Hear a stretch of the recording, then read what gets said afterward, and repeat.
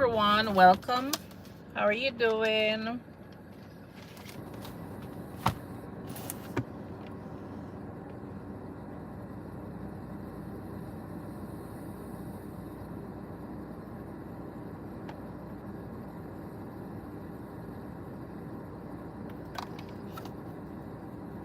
Hi, health and wellness. How are you? All right, so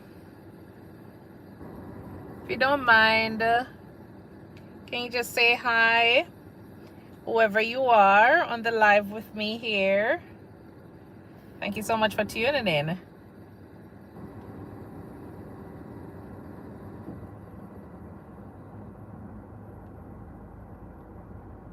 Hello, everybody.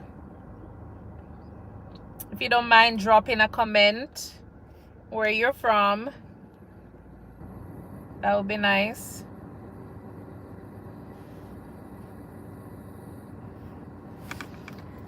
Nicola, hola, how are you? Jot Raja, hi. And Chrissy, what's up? I'm good. Miss Ronaldo Messi. Sharma in car. Okay. All right. We don't have anybody here from Jamaica. Remember to just go ahead and double tap the screen as well when you get a chance. All right. So it's what time now? It's almost 3 o'clock. It's 2:46 p.m. here. Of course, you guys did make my day happy, Nicola. I'm originally from Jamaica. So I'm a nurse here in the US, but I did my training in Jamaica. So I'm actually in Texas right now. Thank you. Have you seen the video, Sandeep Sharma?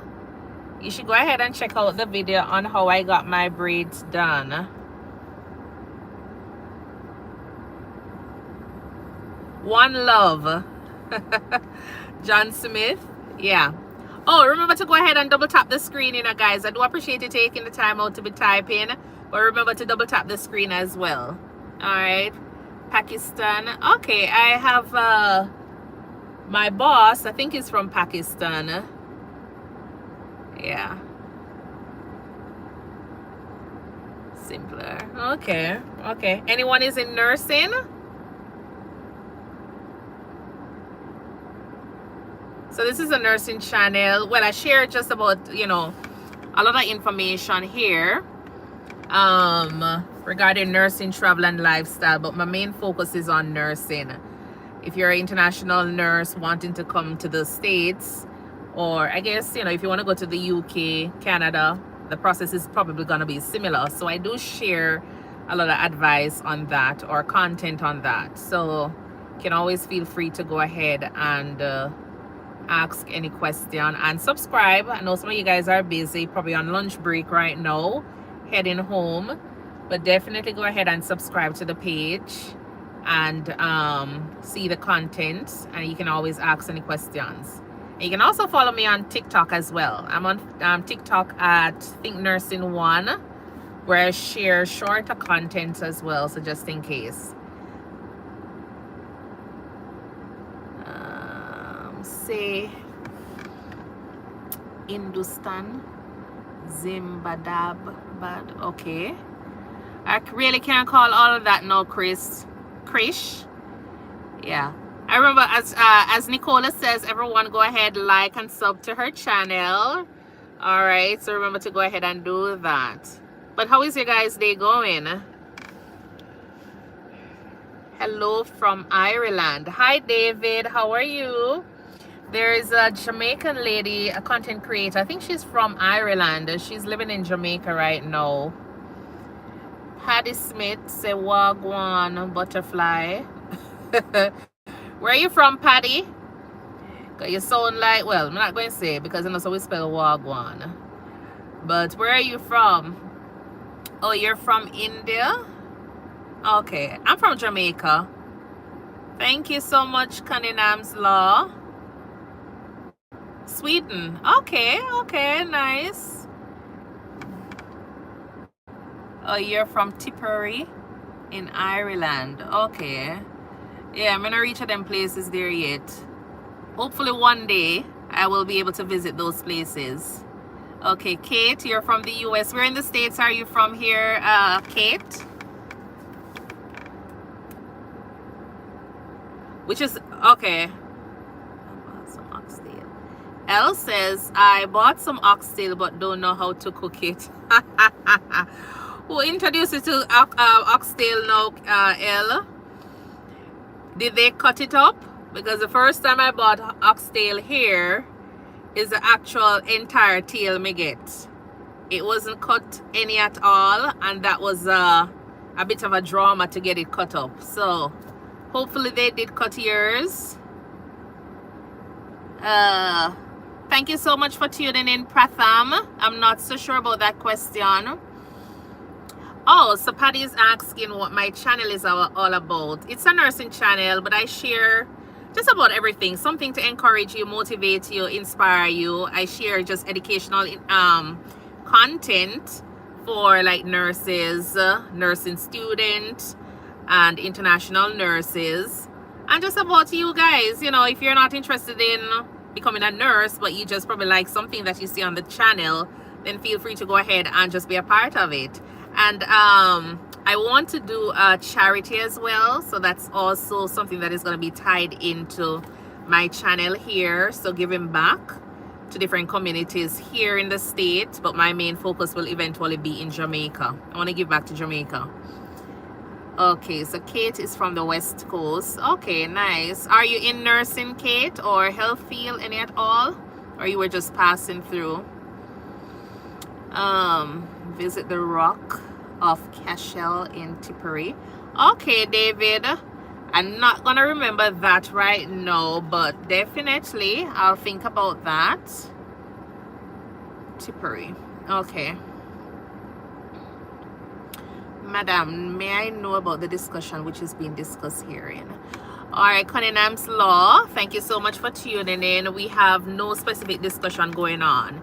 It's a sit and chit chat, and you can always ask question, and I will be happy to answer as best as possible, as long as the questions are appropriate.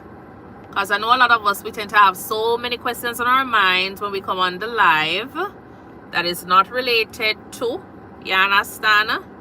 So I'm just going to be passing over your question if I feel as though I don't want to answer it. But I do want you guys to be a part of the live either way if you're really interested. All right. Benjamin says, loving your energy from Israel. Thank you so much, Benjamin. How are you doing down that side? And David says, it's a famous landmark and an unbelievable piece of Irish history. Okay, okay. I'm going to make a note of it and put it on my bucket list.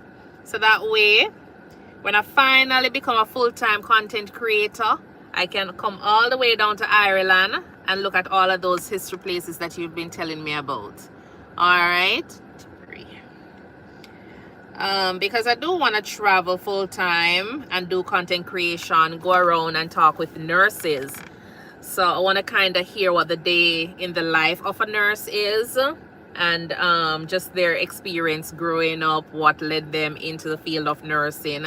And as I say, it's more to just highlight what nurses are doing out there, because a lot of persons, they'll see us or they'll see healthcare professionals, and sometimes they really don't know what's going on. So definitely that's something I'm interested in. And then the travel aspect of my channel is to feature some of these communities. So I'll be getting a drone and highlighting different places as well. David Horgan says, drink beer and the creek is mighty. Okay. I have 7 sisters and 3 of them are nurses. Okay, nice, nice. Are they any advanced nurse practitioners, or nurses rather?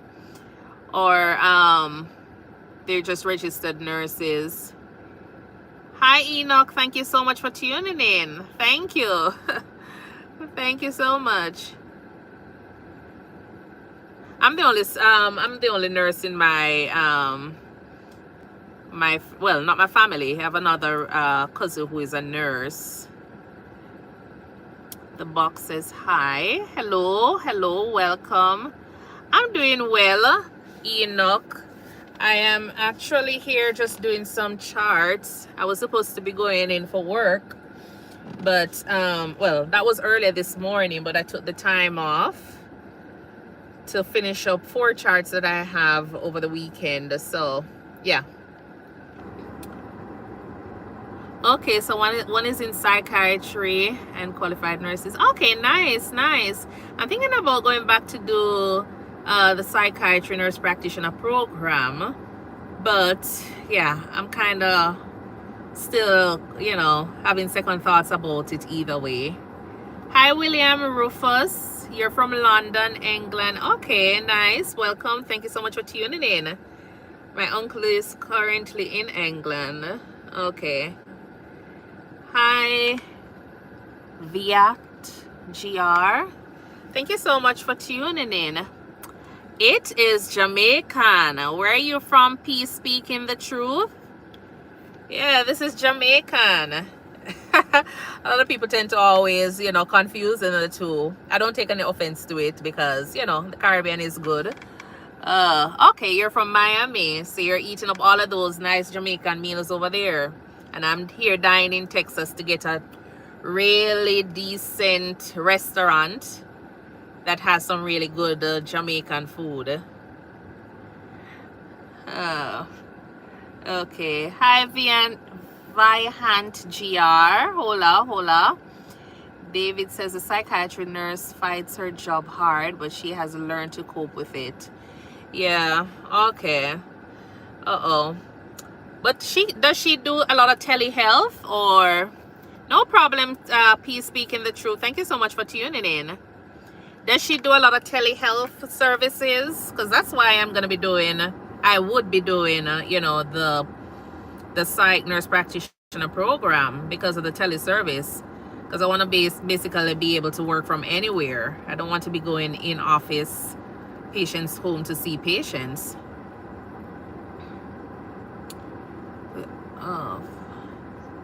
Her job, so a psychiatrist nurse finds her job hard, but she has a lot to learn and cope with. Yeah, psychiatry is a tough area because there's so many things that when it comes out, well, even when I was working in the emergency room, like with the restraints and all, there was so much documentation and I just couldn't.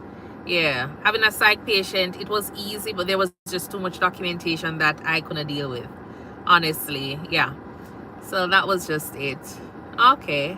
Hi everyone, thank you for tuning in. Remember to double tap the live or your screen, all right, when you get a chance, and remember to subscribe to my page as well and follow me on TikTok at ThinkNursing1. All right, and you can always go ahead and drop a comment down below. All right, so yeah, so it's kind of going through TikTok. Are you guys on TikTok? Any of you guys on TikTok? Harglist, Wagwan, sister. Nothing not going on, Mr. Well, let me not say Mr. Harglist, nothing not going on. How are you?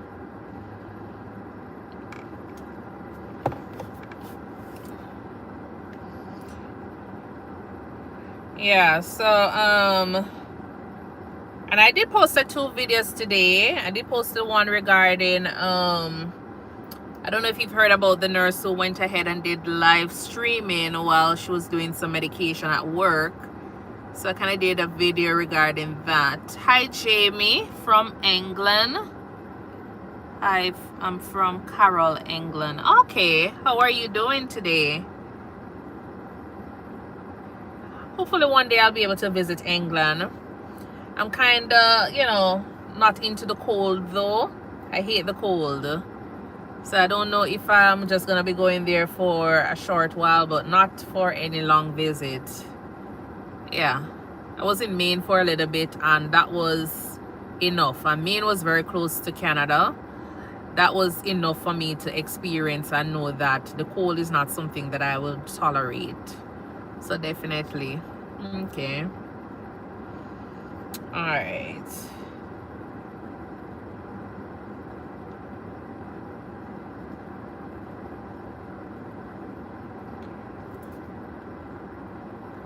So I did post the video, and I tell you that there are so many persons who are against this nurse who went ahead and I think she got her RN license suspended, and because she was live streaming at the time, and then she made some errors and all, HIPAA violation.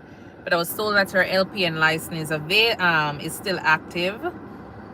But she had put out a post where her family members created a GoFundMe page, and she is seeking assistance. Basically, I think it's to help with, you know, legal like her legal fees and living expenses and all, because she's not working currently as a nurse. And so a lot of persons are very skeptical about, you know, that. They are not in agreement with her creating that GoFundMe page, because like this incident happened, let's say less than 3 weeks ago. It happened, and she still has a license that she can work with. She also is pretty young and able-bodied, so she can actually go and find a job in the meantime for work, and then from there, if things are as bad as, you know, sometimes it gets, then definitely you can always go ahead and create a GoFundMe page. But she went ahead, created a GoFundMe page, and she's still posting on TikTok. She's still deleting persons' comments. Like, people are telling her not to do any posting, you know, get off TikTok while your license is, you know, being investigated. But she's not listening. She's not listening. And so a lot of persons are upset with her, because it's like she's not learning. She's not trying to protect the one thing that a lot of persons who aspire to be nurses, you know, have or has. She's not trying to protect it, because if she was protecting it, she would be off of the internet. She wouldn't be on the internet talking about certain things, because she don't realize that a couple of weeks from now, months from now, who knows, the board is probably just sitting down watching her live or her videos, her comments. Lawyers probably doing the same thing, and she don't really understand that can cause more problems for her getting her license.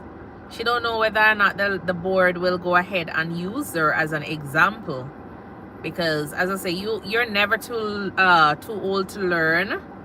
You're never too old to learn. And so you have colleagues out there who are rooting for you to say, okay, then, you know, get off the internet and do this in the meantime, giving you advice, and you're not listening. So the board can actually use it against her as well. So who knows? I don't know, but I guess we're just gonna be sitting and watching as this thing plays out for her. Incredible India. Hi, I'm doing fine. How are you doing? What's the time in India right now? Okay. So that's just it. But sometimes, you know, we have to live and learn. We live and learn from our mistakes. We have to live and learn from our mistakes, and just hope that other persons see what we're doing and not make the same mistake. That's all. But I don't know if she was advised, you know, to go ahead and start her little GoFundMe page. No, I don't know, but I just don't feel as though it's a good representation for her at this time. RN to CEO, how are you doing? Thank you for tuning in. I am here, just kind of sitting down and chit-chatting a little bit while I'm trying to do some notes. Oh Lord. So how have you been? So that's just it for her case. But I'm just hoping that, you know, because I've seen a lot of persons still doing the live streaming, and I'm like, Isn't this case like so viral right now where almost everybody on TikTok, because I'm not really seeing much of it on YouTube, where a lot of nurses, because you every scroll you scroll through TikTok, you'll find out that there is a nurse. There's a young nurse, a nurse practitioner, somebody there, you know. So I'm wondering if these folks are not getting the feed, those FYP feeds to say that this is a situation going on for one nurse who live stream. But every scroll you see another nurse doing the same thing.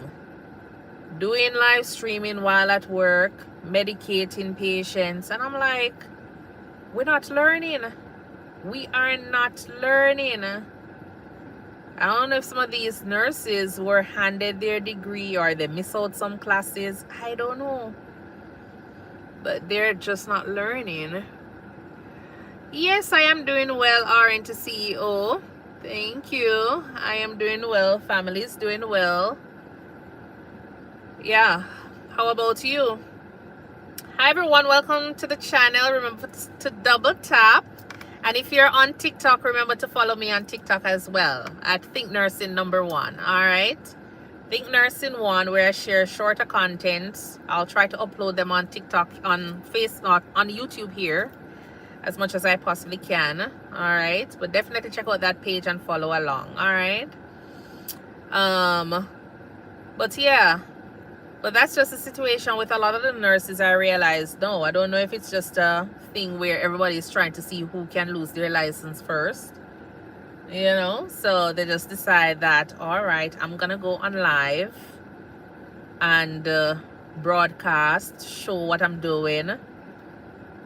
I don't know, but they're not learning. They're not learning. And I think it's just gonna be bad for a lot of nurses out there, because what is going to happen is that companies are going to start realizing that this is the trend. People are doing live stream at work, and they're going to start doing it just like when, like there was this hospital I was working at in Maine.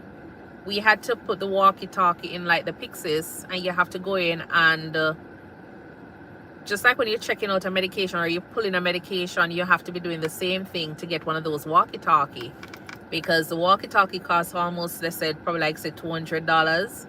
And they were just going missing because persons were taking them home. They were forgetting to put them back in the Pyxis or put them back in the room. So what they do is you have to go in the Pyxis and do it, so that way they can be a little bit more accountable or be aware of who has, you know, each of them. Because once you open those Pyxis, your name is like timestamped to it.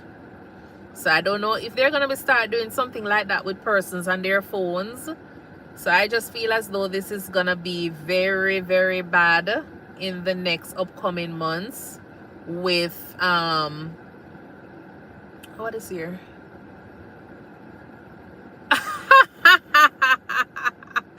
RN to CEO, thank you. Oh my word, this is the first time I'm seeing this popping up on my screen.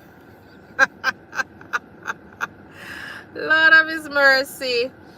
My favorite NP with the best voice on YouTube. Thanks for all that you do. I thank you so much. Thank you. All right. I remember, folks, check out RN to CEO channel. All right. She's a nurse coach. You can go over there and get a lot of information from her channel. All right. But definitely, so I think that's what is gonna happen for nurses going forward.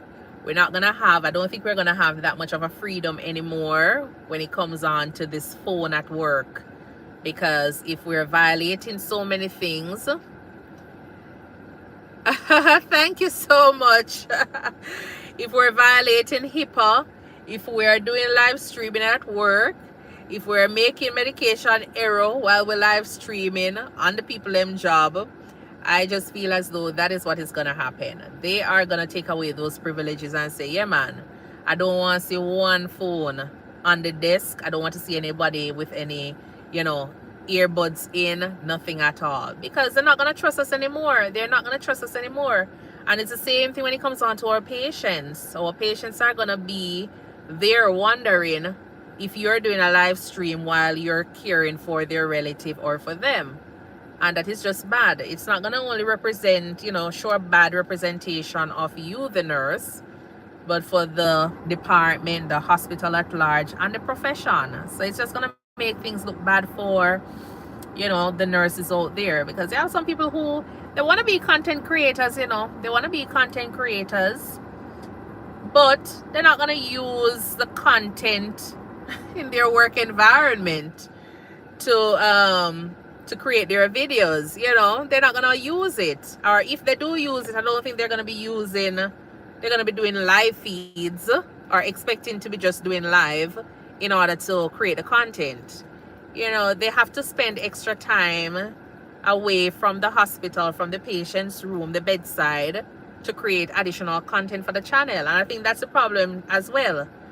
Some of us are, probably just thinking that it's easier to go ahead and do the live streaming because you don't have to do much edits. You don't have to actually get really good content to put in a video that you're going to sit down and do the upload and all of those things that comes with, making a video. So I think some of them are looking for the easy way out. And so that is what is messing up some of us as nursing professionals. And they don't realize that content creation takes, being a content creator, it don't happen overnight. Some persons it do happen overnight for, because they will go viral with one little video, the video that they least expected to go viral, and they will do well from there. But you have some other persons who are creating the content, they're putting all of this work in, and it takes them years, decades before them get a bus. You understand? It takes them decades before they reach to a point where they're earning and they can say, okay, then I'm gonna leave my full-time job, I'm gonna leave being a nurse, bedside nursing, and just go out there and make videos. So I don't know what is the rush with with this, but a lot of persons are just putting their license that they've worked so hard for at risk, and are putting their license at risk that they've worked so hard for, lose so much sleepless night over the money. Like, there's so much, it is so expensive. So I don't understand why they're risking it all for a little 5,000 views, a viral moment that, might just mess them up. So Cunningham's Law says, I am also motivating myself as I am a content creator without having any content. I don't really understand that. What you're doing now, Mr. Cunningham's Law. Oh, Lord. But definitely, you can always find content, because may I tell you, I've seen, like, sometimes I'm scrolling through and I've seen some persons with some content, and you have persons there viewing. So there is always content out there. Might not be something that you are thinking that you like, but I've heard persons say that they make content while sleeping. I don't know how that is, but yeah, I don't know if it's because they snore. You have other persons out there who will just be showcasing something, and another person just find interest in it and like it and just follow you for that. So I don't know. But I know for me, being a content creator, it's very, very difficult. It is very difficult. It's a lot of work you have to put into it. It's so much work you have to put in it. And when you talk about the consistency as well, all of that, it's a lot of work. And if you're doing a full-time job, if you're working any at all, whether or not it is part-time, I think it's going to take up a lot of time just the same. You understand? So, Steve A. Hi, Steve. Welcome, welcome, welcome. Says, keep on trying. Yeah, you don't give up. Sometimes I'll put out a video and I see 6 views in 6 days, which means 1 view per day. I'm like, okay, well, it's better than no views at all. You understand? You have to start somewhere to reach where you're going. I remember when I just started, I never had any subscribers. Until I asked, I beg. You go there, you beg, and you say to your friends and your family members, subscribe to my channel. Because once somebody says that somebody else subscribe, the other person is going to subscribe. And that's just it. And then, even though they were inactive subscribers, it's better than not having any at all. Because as I say, We have a quote, we have a saying that says, one fool makes many. Sorry. But yeah, when you have one person go ahead and do something, another person will go ahead and follow. Even though they don't know what they're following for, but they see 10,000 person already subscribe and they're following. They're going to want to follow along as well. So you just need to start a trend, and eventually your channel will build. Eventually real persons, like, you know, persons who are definitely interested in your content will pop on, they'll subscribe, and they'll watch your video as you go along. So it takes time. So I'm not disappointed when I don't really get 50 views in 2 weeks. Like sometimes I'm like, probably I wish I could get more views, but I don't know what else to do. I don't know what else to do. So I just have to let it stay there. And when the video pops up in somebody's algorithm, they will watch it. And then from there, but I'm not relying on it to say that I'm gonna be a big content creator next week or 5 months from now. No, I'm just working with the flow. I put out the content. I try to be as consistent as I can, even though some days it's very difficult, but I just try to be consistent as much as I can. And then from there, so hi Steve, you're from Canada. Okay, nice. Where in Canada are you from? I was in Maine. I know that's not a part of Canada, but it felt like, because I was about 4 hours. I drove 4 hours into New Brunswick, and it was okay, let's just say. It was cold, it was clean. I went into Nova Scotia, and it was the same thing. Seemed a little bit boring though, not lie. Well, Maine was boring, but going all the way back up there, I guess because it's just a bunch of trees, wilderness. But it wasn't my kind of vibe, honestly. I'm not a party goer, but it was just too brown, let's just say. It almost kind of reminded me of New Mexico. Yeah, in a sense, but just with a lot of trees. But yeah, definitely. Let's just say, but for persons who are aspiring, if you have content, just go out there and just make your content and upload it. But don't rely on your friends and your family, because you're gonna be disappointed. But go ahead and still have them go ahead and still subscribe to your page, because as I say, you just need to have a few persons subscribe to your page, and then eventually persons will do come on and start listening to you, subscribe to your page, and then from there. All right, so that's the most important thing, but don't give up on it. All right, the sun kind of burned me right here, so why you be looking so ticklish? I don't know, Mr. or Miss Julux 2000. Welcome. And remember to go ahead and double tap the screen. All right, Julux 2000. I have no clue. All right, so that's about that. But yeah, that was just the situation that is trending on TikTok, really. And then I saw this nurse. Well, it wasn't a nurse. I made a video and I uploaded it regarding the nurse patient experience at this hospital in Jamaica.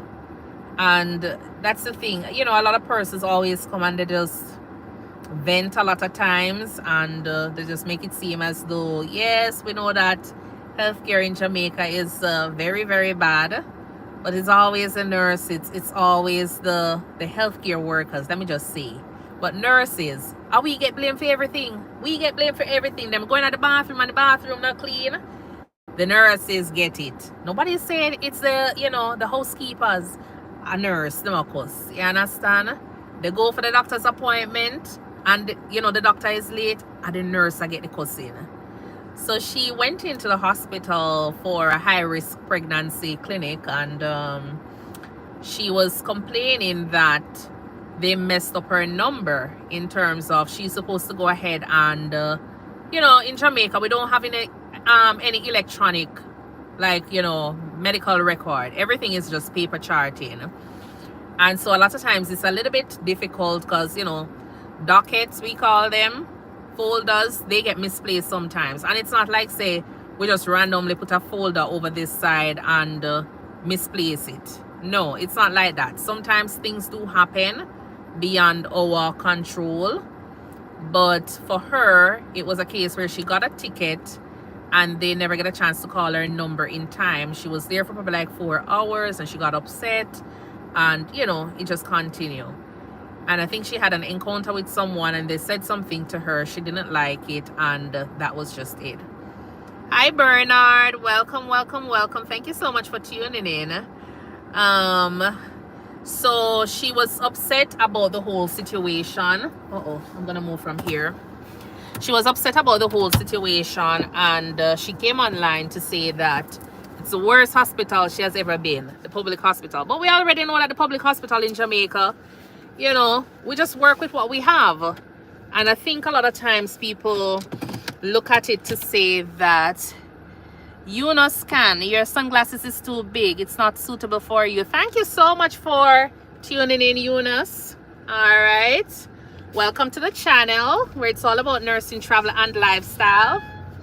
All right, and you're the first person who to answer that, you know, so I know that you're not being honest right now. Oh, you're not being honest right now, but I'll take it into consideration the next time. And it's not sunglasses, it's my tested glasses, but the frame is a sunglasses frame. I always use sunglasses for my frames. But either way, the patient, she went in for the appointment, and it was like a long wait. Everywhere you go, it's the same thing. Hospitals always have long wait. This is not like the emergency room she was in. This was actually the outpatient setting. So it's not like she was in the emergency room. And we try to still go ahead and make sure that our patients get seen in a timely manner. All right, regardless of outpatient or inpatient setting. So it's not like persons just show up to the hospital and we just sit down and look at them and they're looking at us and then they get upset and everybody just start complaining. No, it's not like that. So she was not seen within a time period, a suitable time period, it seemed, because she made mention of the 4 hours. Hi Justin, thank you so much for tuning in. You like my sunglasses? Thank you so much. All right. So she said that she was saying that the nurses or the staff, apparently they never really give her a good answer, and so she took out her phone and started recording the hospital to say really bad things. But I'm just saying, like, I'm not defending nurses all the time, but when it comes on to our Jamaican nurses, and I will always say that, in as much as them face might look a certain way, and in as much as probably they are probably giving some attitude sometimes, because I know definitely sometimes we tend to give attitude, and everywhere, it's not only Jamaican nurses, everywhere you go, the customer service, especially in Jamaica, a lot of time the customer service is just not good. You understand? But I think they're working on it. I'm from Jamaica, Ash. I'm from Jamaica. I think they're working on it. And so she was complaining about the time period, but as I said, this is the outpatient setting. In Jamaica, our outpatient setting, when we have clinics, so you will have multiple clinics on one day. You can be having a high-risk pregnancy clinic. You can be having a surgical clinic, a gynae clinic. You can be having, well, the HIV clinic is not there, but at the hospital, there's so many clinics that you'll be having. Medicine clinic, surgical clinic. So you might be having a clinic on that specific day. All right? And you probably will be in a clinic that is seeing, let's say they book out 100 patients, and 100 patients for one clinic. We're talking about a surgical clinic, 100 patients, a gynae clinic, 100 patients. So by the time you look, you probably have 3 clinics or probably 2 clinics, you know, being run at the same time, and you have all of these persons in one area, big waiting area. So you probably have, like, say 200, 300 persons, and what happens is that, as I say, you have paper charting.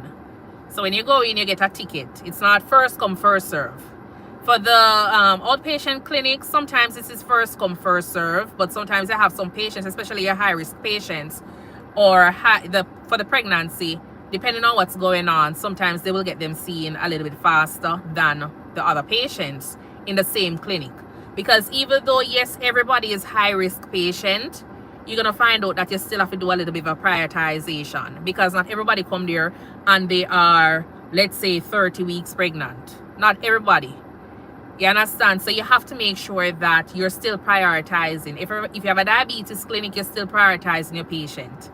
You understand? So that's just the situation. But a lot of time, persons don't really look at it like that. And so you might seem as though you're being unfair, or the nurses, the staff are just a little bit unfair because they're not seeing them in a timely manner, or because this one came first, then didn't get a chance to see them first. And so that causes chaos sometimes. But as I say, like, you know, when patients do show up, they go ahead and see them. And a lot of times these nurses, these doctors, you only have probably, like, say, 2 nurses or 2 doctors working along with those patients that are probably there, you know, in the surgical clinic that is 100 patient, the high risk clinic that is another 100 or 150 patient, depending on how many patients they book out for the day. Because there's so many persons that are accessing healthcare in the public system. You have your private hospitals, but how many persons are going to be spending money every week or, you know, every 2 weeks to go in and see like a provider? You don't have that going on. And so you might find out that the bulk of the patient is on the hospital. And if you don't have enough staff, it's not like here in the States where you might find out that the emergency room probably have 6 or 8 or 10 nurses. You have CNAs. You also have transporters. You have so much support staff. It's not like that. When you're there, it's just you, the doctor, and you're still doing your vital signs. You're still doing your urine test, glucose test, all of those things that needs to be done for those patients in preparation for them to go and see the doctor. So it's like a lot of work for those 2 nurses. And then sometimes these are the same doctors that are on call as well, as I say in the video. Some of them are on call for their service because you might not have enough coverage for doctors to be seeing those patients. So review first says Jamaica dangerous, mean we don't want to go there, man. Okay, well, everywhere is dangerous. Review first, everywhere is dangerous, so I'm not gonna really say, but the crime rate has been down significantly in Jamaica, which is good, so I'm proud of that. But everywhere you go, you have crime and violence, so, you know, 6 of one, half does the other. You choose where you want to go, that's all. All right, but the crime rate has significantly been lowered in Jamaica, so I'm not gonna really dwell on that. All right, India vlogs official, love from India. Thank you so much for tuning in. India vlogs official, thank you. But yeah, so back to the healthcare, you know, as I was saying, a lot of persons when they come, it's like the expectation is that there is so much staffing. When it's not like that, you have so many patients that you have to attend to. In the States here, when you're working in the emergency room, you might have a ratio of like, say, 4 patients and that's it. 4 patients, 1 nurse. In Jamaica, if you're working in the emergency room, you have so much patients to deal with. When you're working in the on the floors in Jamaica, it's the same thing. The ratio is just not right. But at the end of the day, people are expecting you to rush at their first call. It's not gonna happen. It's not gonna happen because you can't have 1 nurse with about 15-20 patients and expecting that if 5 patients call in, you're gonna be getting you know, attention at the same time. It doesn't work like that. We're all human, and we have to just understand that the system is just not perfect, and we just have to work with it. That's all. In the States here, it's different because, as I say, it's a money-making business, and when you press your call bell, you might have 4 or 5 persons run to your room. You understand? Because sometimes persons are just bored and not having anything to do. So definitely they will come and attend to you at that time. But there are other days when it doesn't work like that either way, because depending on where you're working in the hospital, you might have enough staff. Sometimes they might downgrade some staff, and so whenever you have a busy day or a busy portion of the shift, then you realize that you need the staff and you can't get it. And it's the same thing. It goes back to persons are upset, family members get upset because they're waiting for so long, and the list goes on and on.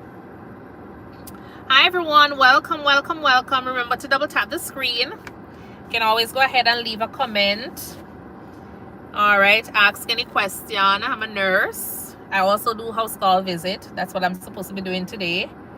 But I took the time off. Was just not in the mood to go and see any patients today. I'll do that tomorrow. So if you have any questions, you can feel free to go ahead and ask me. But where are you guys tuning in from? All right, and remember to follow me on TikTok as well. All right, I'm on TikTok at ThinkNursing1. Hi Raquel, how are you doing?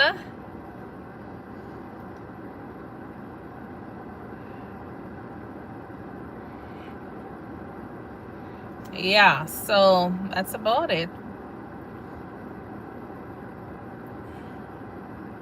What's the weather like where you guys are at now? Because the temperature is like 83. Not so bad. It's a little bit warm, but not so bad today.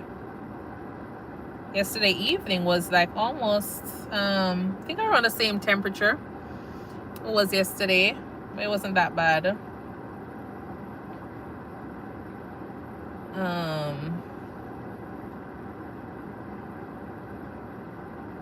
But just in case anybody here is a nurse, I'll be starting up at my podcast. It's supposed to be like a podcast where if you're interested and you want to talk with, share your story, then definitely I would definitely have you go ahead and send me a message and I can have a talk with you. If you want to do it video or audio, that's fine, but I would love for the video. But if you're a shy person like me, then definitely we will take the conversation via the phone. All right. Raquel Young says she's doing fine. Why the nursing profession has gotten so toxic? Is it the stress of the job along with other personal issues? Oh Lord. Like, where are you currently, Raquel? Are you in the States here or Jamaica? Or where? But I don't know. I've always noticed that, when it comes on to nurses, and since of recent, you're in New York, since of recent, like, it's just getting worse. Like, usually you can always identify one and two persons, but no, it's like departments upon departments. When you go on like different social media platform, it's the same thing. I don't know what is happening. I just feel as though there's so many things at play here because it's getting stressful for a lot of nurses. I think sometimes, they do have their personal issues going on that they have to deal with. And I'm not saying that they're supposed to be bringing it to work because you're supposed to try and separate it. But then, we're humans, so sometimes it's hard for us to separate it. You come to work and you're dealing with so much other stressors. You talk about the patients.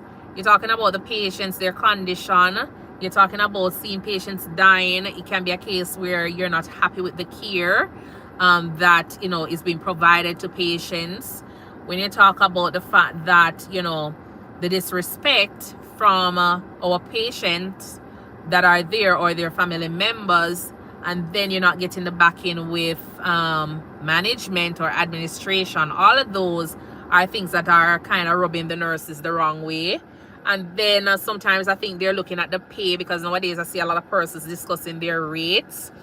And I don't know, you can see when they're writing, like, well, not really writing, but when you're watching the videos, it's like, a competition out there. So I don't really know, but there's so many things that are out there that is going on that is causing the profession itself to be, it's like, back when I started, I'm not that old, but when I started my nursing career years ago, a lot of persons will say that you go in for the love and you have to have a passion. When you start your nursing journey, you go in there because it's a calling. And usually, I'm not saying that I'm judging anybody, but usually persons who are going in the field of nursing, sometimes they will kind of have a calm demeanor. I don't know, but I don't know what is happening, but a lot of persons are in the nursing field, and sometimes I'm wondering if it's a case where they're just there for the money, and then when they come, they rub other persons wrong, and it just kind of cause, different issues in the work environment for persons. So I honestly don't know, but I know definitely a lot of persons are not tolerating the disrespect because they are not getting the backing from administrators, because administrators are just protecting the hospital, the brand itself. And so that is something that a lot of persons are dealing with. So it kind of come across as though sometimes they're not even caring that much about the patients. You understand? Because if you're not getting the support from your own colleagues, from your administrators, then sometimes people are just showing up for work just to make the money and go, which is sad. But I realize that it's getting very toxic, and I don't know if since COVID as well, but even before COVID. But I think it has gotten so bad nowadays. I don't know if a lot of persons are just at a point where they're just burnt out. I don't know, but there's something going on that they need to address. But yeah, that's just it. But I think a lot of persons are getting burnt out, and they're just taking out their anger and their frustration on their colleagues, the patients, administrators, and the fact that some of them just feel as though they're not making enough money. That's all. So do you think it's just the stress of the job, or what are your thoughts on that, Raquel?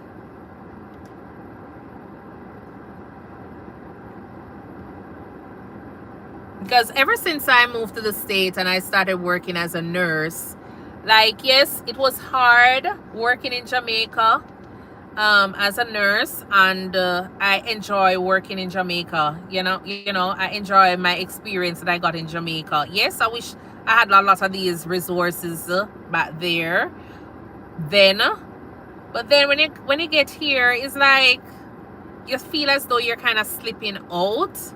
You're slipping away from nursing. You want to just kind of pick up and just don't do nursing anymore, because for international nurses, when they just get here, you kind of find yourself feeling alone a lot of times. And even when you're on the floor, sometimes you're feeling that way, and you can see that sometimes there's a bit of a bullying with your new nurses. And so the new nurses and the senior nurses, it's like they're clashing, because some persons just feel as though as well they're too old for you to give them advice. Some persons just feel as though you're too old for you to be giving them advice. And then it just makes the shift a little bit, you can just feel the tension in the department sometimes. And so that is the problem. So Raquel says multiplicity of factors, many of which management turning a blind eye to, people in it for the money, and too many shortcuts. And that's it. Because I'm currently working as a nurse practitioner. I do house call visits, and my vision of what house call service was about is not what I am seeing. And I tell you, that's one of the reasons I didn't go in for work today, because I feel as though I'm going to quit my job. But you can't quit your job when you don't really have no, exit plan. Yeah, that's that. I work with two companies, but one of the company is providing me with a lot of patients versus the other company that I do part-time. And the one that I'm having problem with, I'm having problem with the one that provides me with a lot of patients. But that's not it. I realized that this house call service thing, this business, it's not what I thought it would have been. I go in, I see patients every day, and some days it's just sad, it's just depressing, because I just feel as though we're not doing anything for them. And these companies out there, they are just in it for the money, and that's it. They're just in it for the money, and me cannot do it anymore. I cannot do it anymore, just going out there and turning a blind eye to some of the things that I am seeing, I'm experiencing on a daily basis when I go out there to see the patients. And that's just it. And so, like, if I'm supposed to tell somebody who is gonna be doing a house call service, like initially I started my channel, persons were asking about it, and I was like, yeah, it's pretty good. Yeah, when you just start out, it seems as though it's good, but then as you go along and you learn and you're seeing what's happening, you'll realize that this is not something, like, it is so unethical. Sometimes I'm wondering, how is it that, you know, so many services are out there? Because I thought that, like, nurses, healthcare professionals, they're supposed to be very ethical in their practice. And it's like, it's just too much out there. It is just too much out there. So, and it's the same thing with the administrators in the hospitals, because I remember when I was working in this hospital, we had a situation where they accepted patients to the hospital and there was no beds in the hospital. Like, there was no beds in the hospital for a couple of weeks. 3 weeks heading into 4 weeks. No beds in the specialist hospital. And they had transferred this patient that was like 6 hours away, because, you know, when you know people of people, then it's a case where they just decide that, okay, then we want you at this place, and whether or not the bed is available, this is where we want you, and there is no other place that the patient is gonna go. And that was just it. But they did something wrong at the other hospital, because they went ahead and changed the patient's diagnosis to reflect something that would allow the patient to be accepted at our hospital. And when they did that, the patient got to the emergency room, even though the patient should have gone to like an ICU bed. And so that patient was in the department for the entire night. I got on for the morning shift. And then I was updating the relatives as to, you know, what's happening. We don't have any beds for a couple of weeks. I don't know when we're going to be getting a bed, but this is what the house supervisor is saying. And it turned out that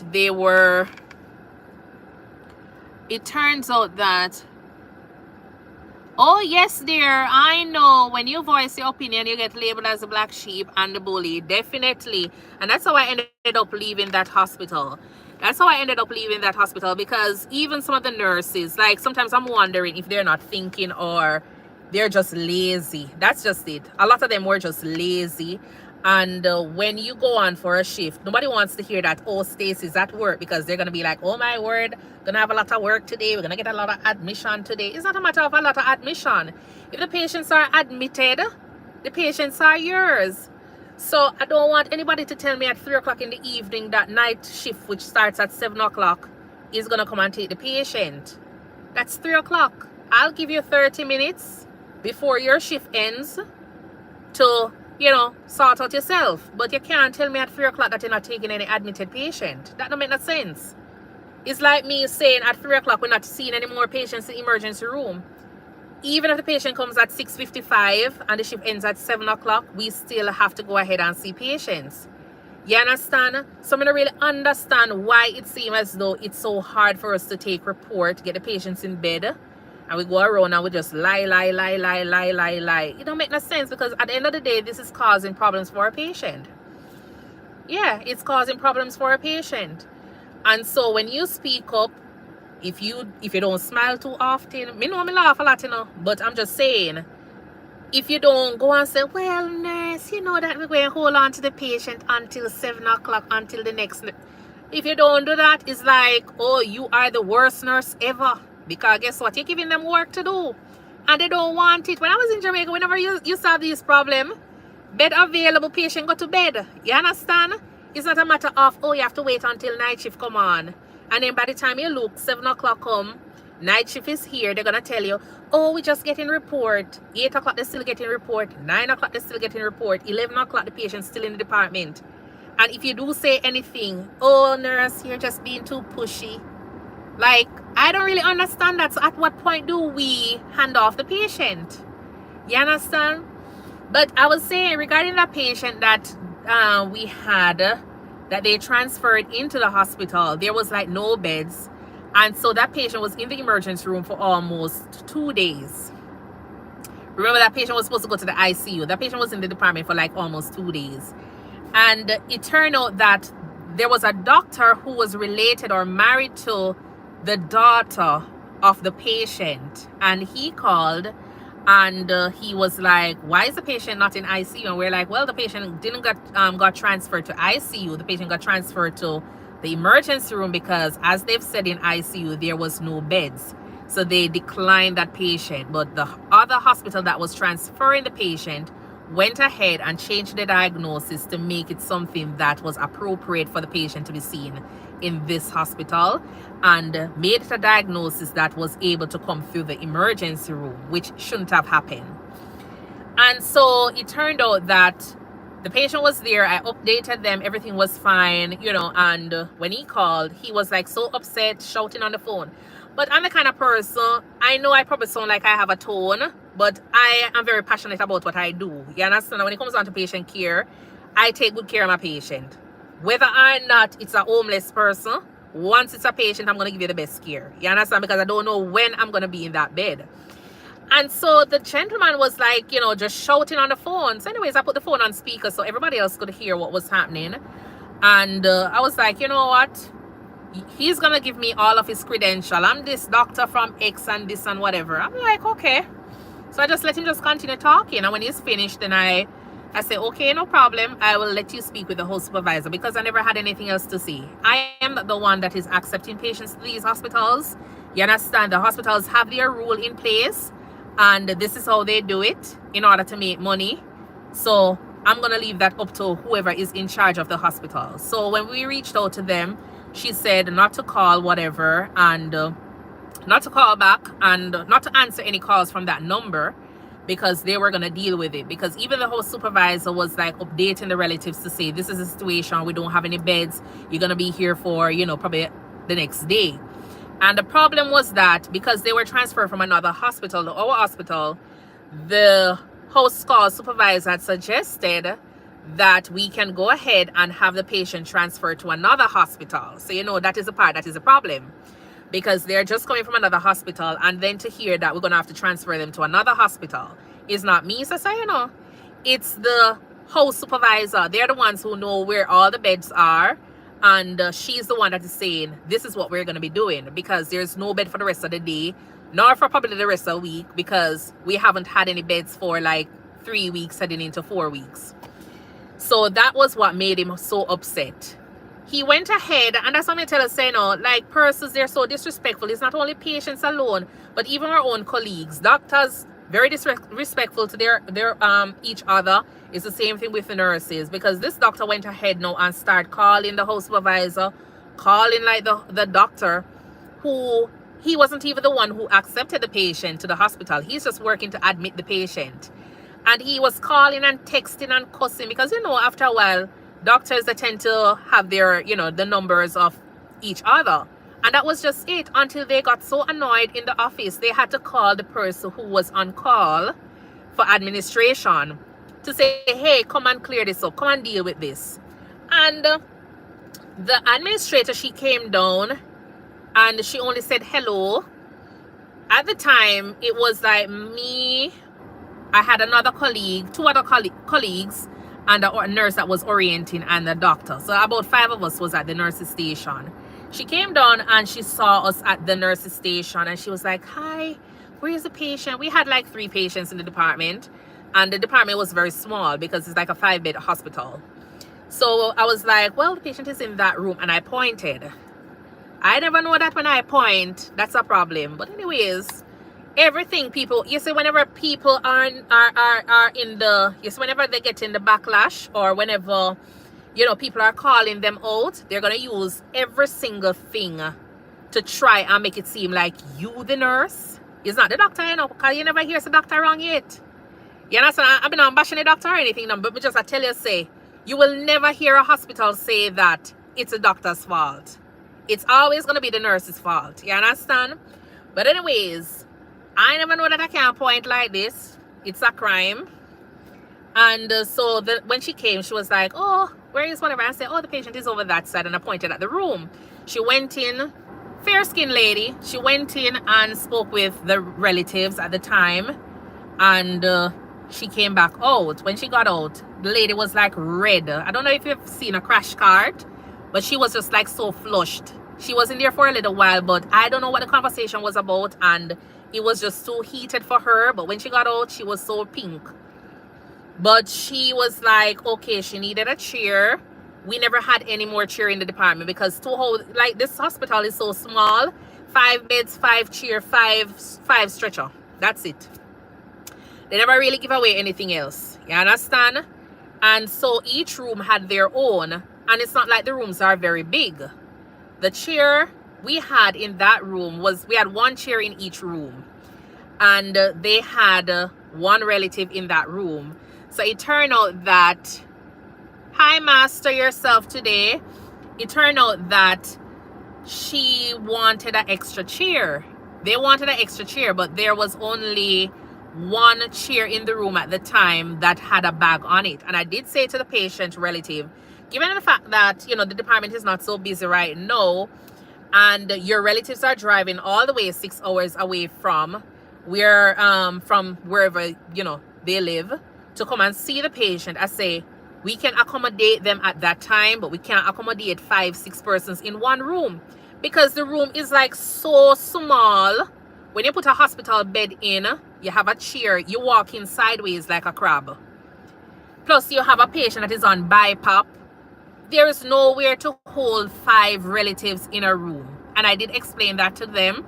The daughter was fine. She was okay with the fact that when everybody come, they can come inside, have an update, see mama, kiss mama, and then they can step outside and alternate. You understand? That was already explained.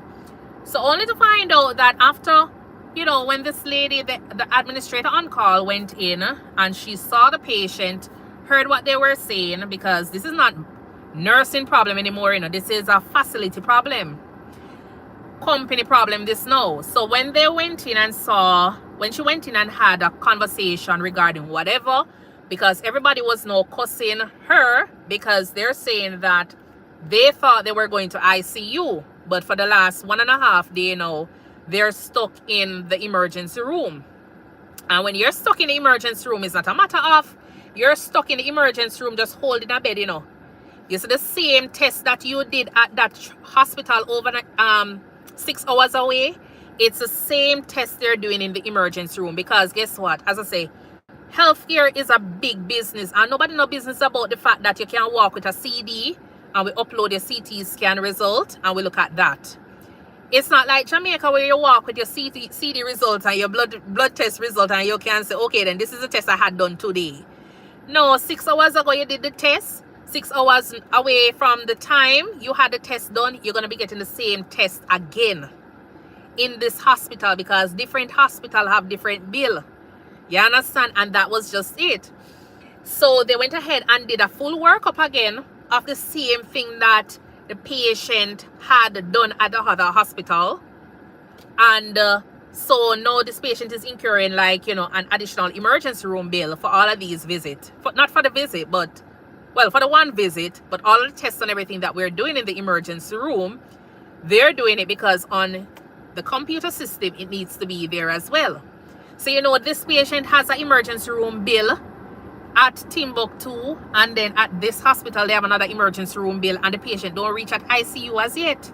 And then only to hear that you're going to transfer the patient to another hospital, emergency room. That is 3 bills.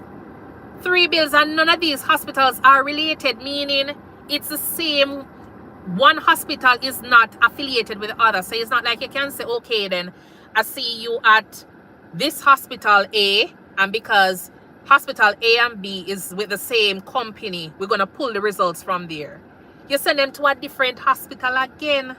So it's another emergency room bill and another emergency room test. All the tests again what we do here the second time is the same thing they're going to be doing there, because everybody needs the result on their system. So whenever they're managing the patient, they can see where the blood tests are. They can see where the chest x-ray, they can see this, they can see that. And so that was just it. So she went in and she gave the patient a chair. The patient told them that I said that, not the patient, but the relatives said that I told them that they can't get any more chair in the room. And I'm like, where are we going to put in another chair? There is no place to put another chair in the room, because as I say, the rooms are so small. When you go in with the hospital bed that the patient is on, you have to be walking sideways like a crab to get to the BiPAP machine. You have to tell the patient relative to come from that side so you can actually go down to scan the medication, and when you're finished they can go back in the room. So there's no way to put an extra chair. So they apparently was upset about the fact that we told them that there wasn't any more extra chairs to come in that room because, as I said, the room was just small. So it turned out that after, like, she didn't even say anything. The administrator on call didn't say anything to anybody. She just got her information. She left looking like a wet puppy because, as I said, she was like so sweaty. Regardless of whatever happened in the room, it wasn't going in her favor at all. So when she came out, she never said anything to us. And lo and behold, and that's why I tell you, say, you know, it's when you have people in power, regardless of where they can find bed, they will find bed. Because I'm telling you that this patient has been in the department for almost 2 days without a bed, and having relatives calling and cussing us as if we are the ones that are accepting patients, when really and truly we don't have anything to do with it. And then out of the blues, this lady, the administrator on call, was able to come down there after the house supervisor, the person who is in charge of the hospital for that day, was telling these relatives that we have no beds, we're going to have to transfer you to another hospital.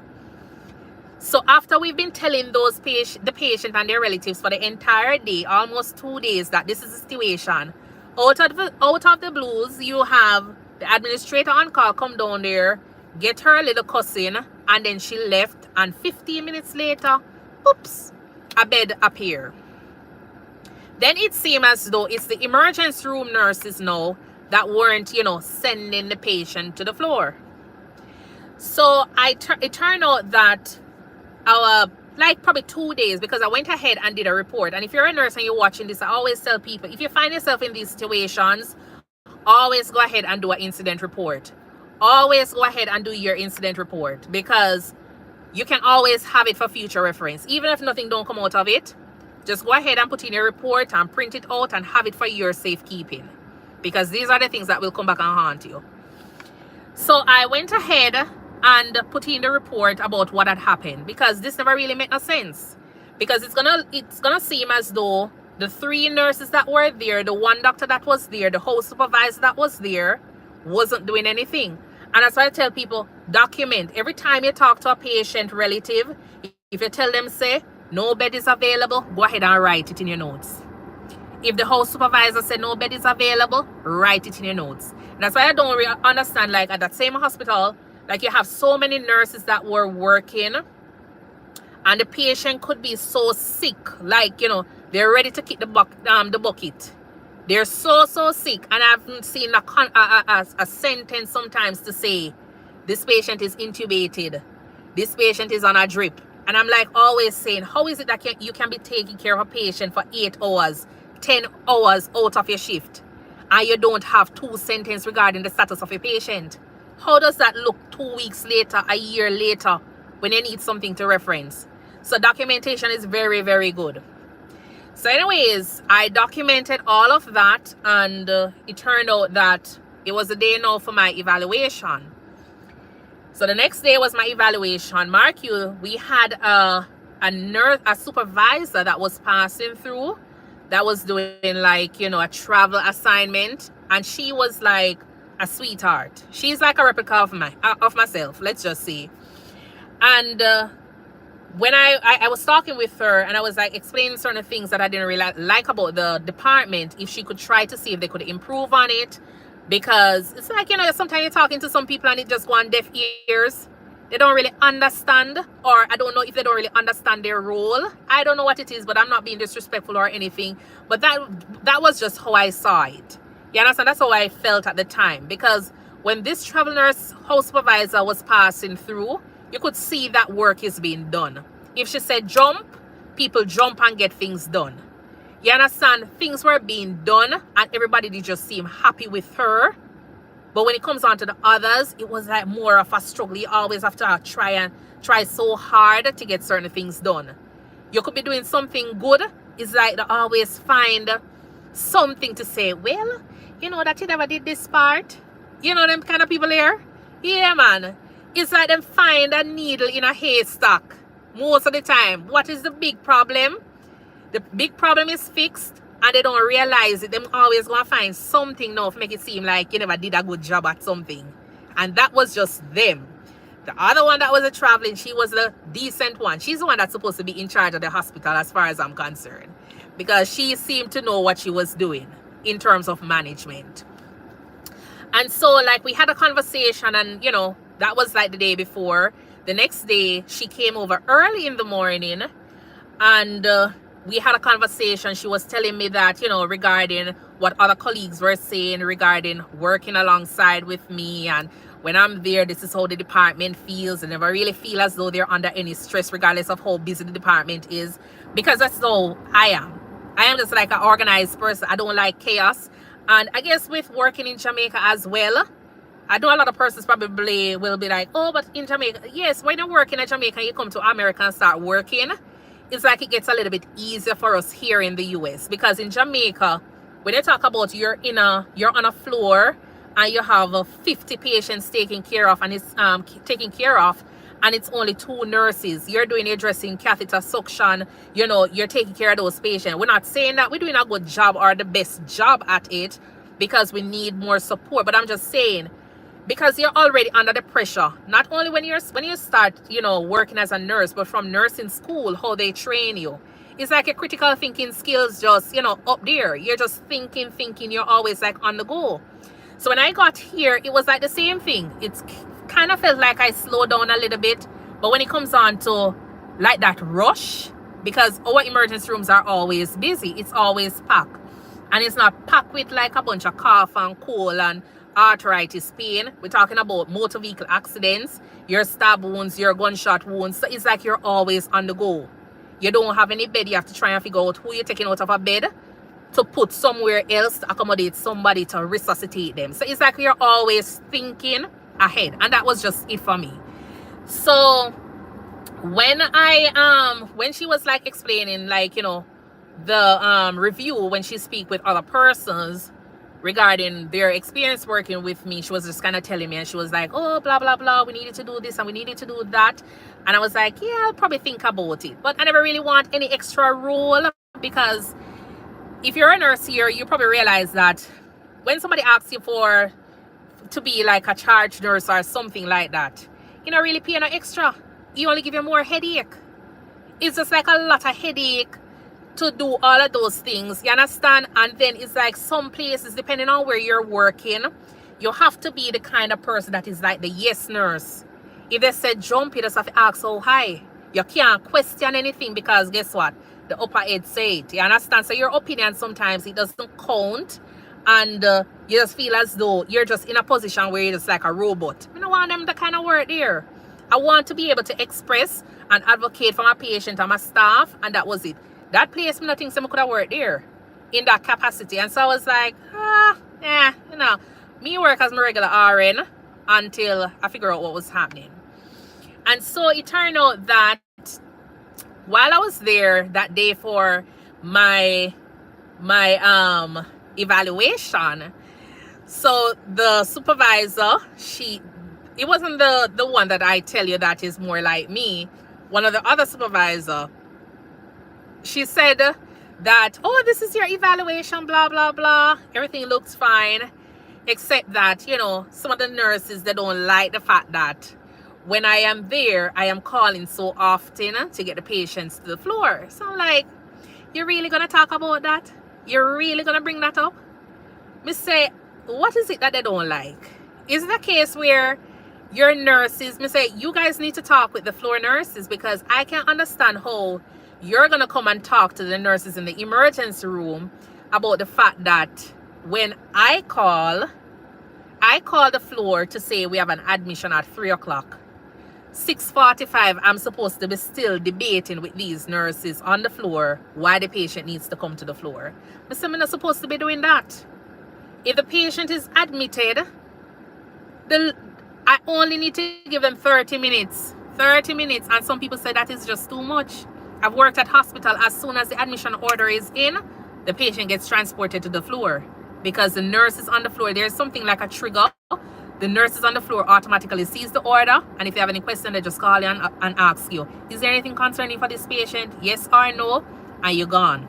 Patient is out of the department. But I just feel as though I need to give my colleagues 30 minutes, because I remember when I was working on the floor in Jamaica, I needed that little 30 minutes. You understand? I don't want anybody to bring a patient at 6:55 when my shift ends at 7 o'clock. No, nobody wants that. You understand? Especially if it's not a patient that is dying. I'm not expecting to be bringing a patient that is dying at 6:55 for us to admit. So you just hold the patient at 6:30.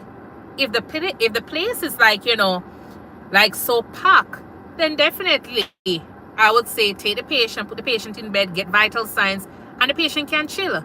At least you know you don't have a dead patient in your bed that you get from the emergency room to hand off to somebody else and you don't know. But once you have a bed, it should be fine for you to settle the patient in. You don't have to do the admission because nursing care continues.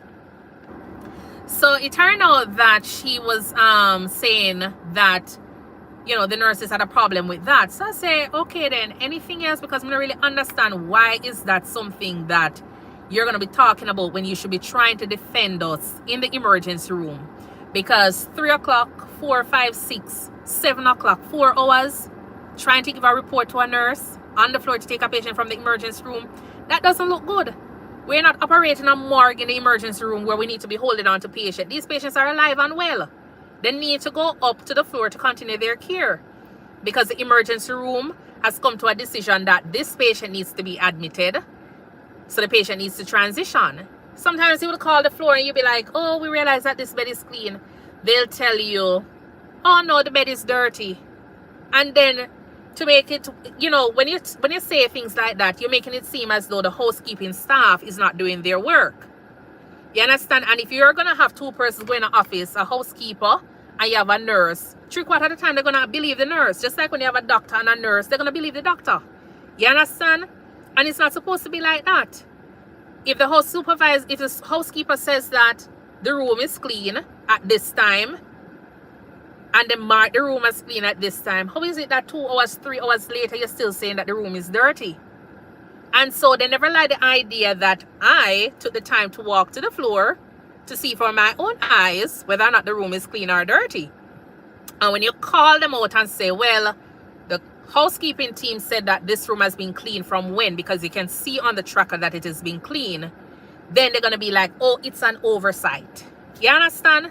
So those kind of behavior, I mean, I really like it. And so when they hear that I am here, it's like, yeah, man, the place everybody just get upset, because they know that they're going to get admission. The admission going to come on their shift and the whole 9 yards. So she was talking about those things, and I'm like, well, I'm not really, I'm not going to really sweat over those things. I say you need to talk with the supervisor for those floors to make sure that the management of these patients, the care of these patients, transitioning these patients to the floor, it is smooth and not something that we're having like a fuss all the time about. So that was just it. Oh my word. So it turned out that while she was there, she pulled up a letter. She printed out a letter. And this was what caused me to left my job. And they always say, no, the Lord will always find a way to get you out of, sometimes you're very, very comfortable in a situation, and the Lord is going to find ways and means of getting you out. Because at that time, I had my nurse practitioner license. And I was there and I was like, I don't think I'm ready to go out and work as a nurse practitioner. Because, sometimes you just get your degree or your license, your certificate, and you're wondering if you're going to do well in that job. And that was just it for me. I would be scrolling.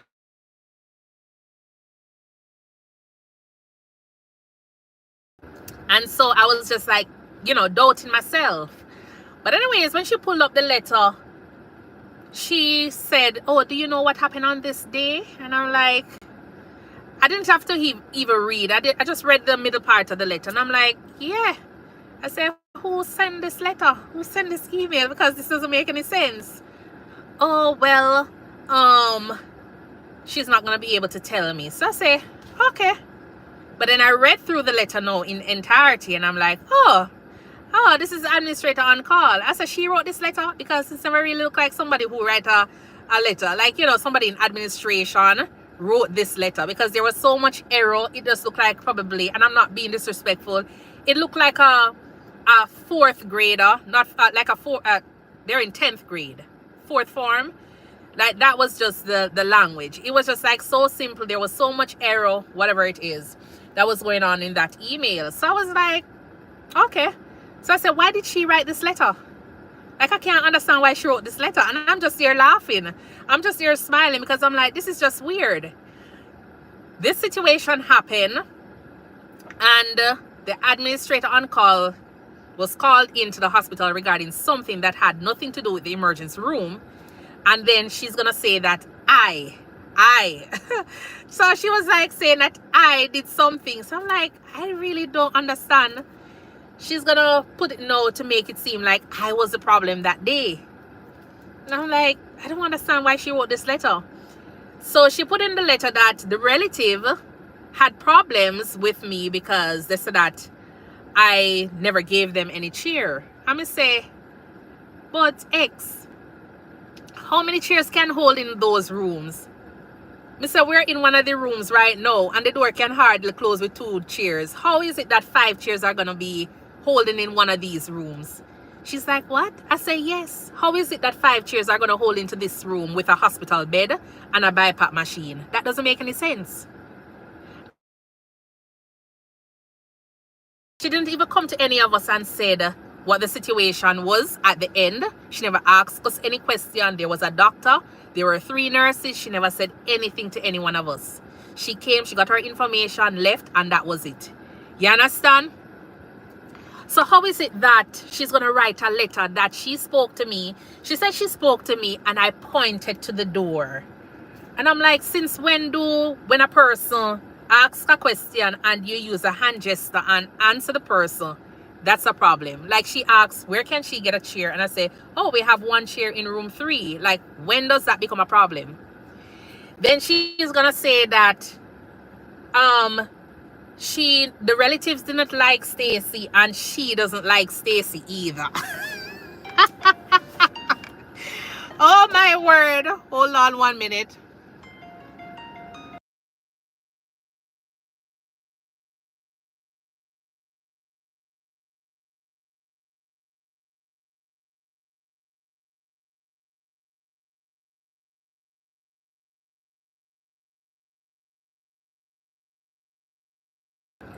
So she's gonna write in the letter that the relatives didn't like Stacy and she don't like Stacy either. So me I say, when did I have a conversation with this lady? Because as far as I'm concerned, we've had 2 encounters on that day. And when I just started my job, there were, let's say, about 500 persons in their conference. It was a conference room that had orientation nurses for different departments in the hospital, because it's a major hospital and they have like sister hospitals. So I'm like, how is it that she's gonna say that she don't like Stacy when they asked at the time how many nurses we have going to X hospital? That's the hospital that she is based at. And I put my hand up and me sit on the back bench. A back bench me sit on. You understand? How is it that she's gonna look at me and say she don't like me? And I never had a conversation with her before. You understand? They said, all the person for X hospital, please stand, and me stand up as well. And as me say, I was all the way at the back. We never had a conversation. And then the day when she came into the department, she said, where can I find X? And I say, in that room. And where can she get a chair? And I say, in that room. That was it. We never had another conversation. So how is it that this lady is going to tell me no that? She's going to write a letter to my manager to tell that the relatives don't like Stacy and she don't like Stacy either. And I was so, like, I felt like, you know, because I'm not going to play the race card right now, but I was the only black person at the desk. So that's why at the time I was playing the race card, because I'm like, okay, then out of everybody here, why did you have to say that on me? You understand? Is it because I'm the black one sitting at the desk and I probably have a tone and me tell the patients that this is the situation, there is no bed. But no, what is happening is that they're trying to make the hospital don't look bad, because there's another competition hospital that the son-in-law works for that wasn't happy about what was happening with the patient being admitted to the hospital and not having a bed for almost 2 days in the emergency room when the patient should have been in ICU. So that makes it look bad for them. Raquel Young says, I realize that when you do 99% of good, the 1% bad takes dominance. Exactly. So I was like, I don't really understand why she would go ahead and write a letter like this.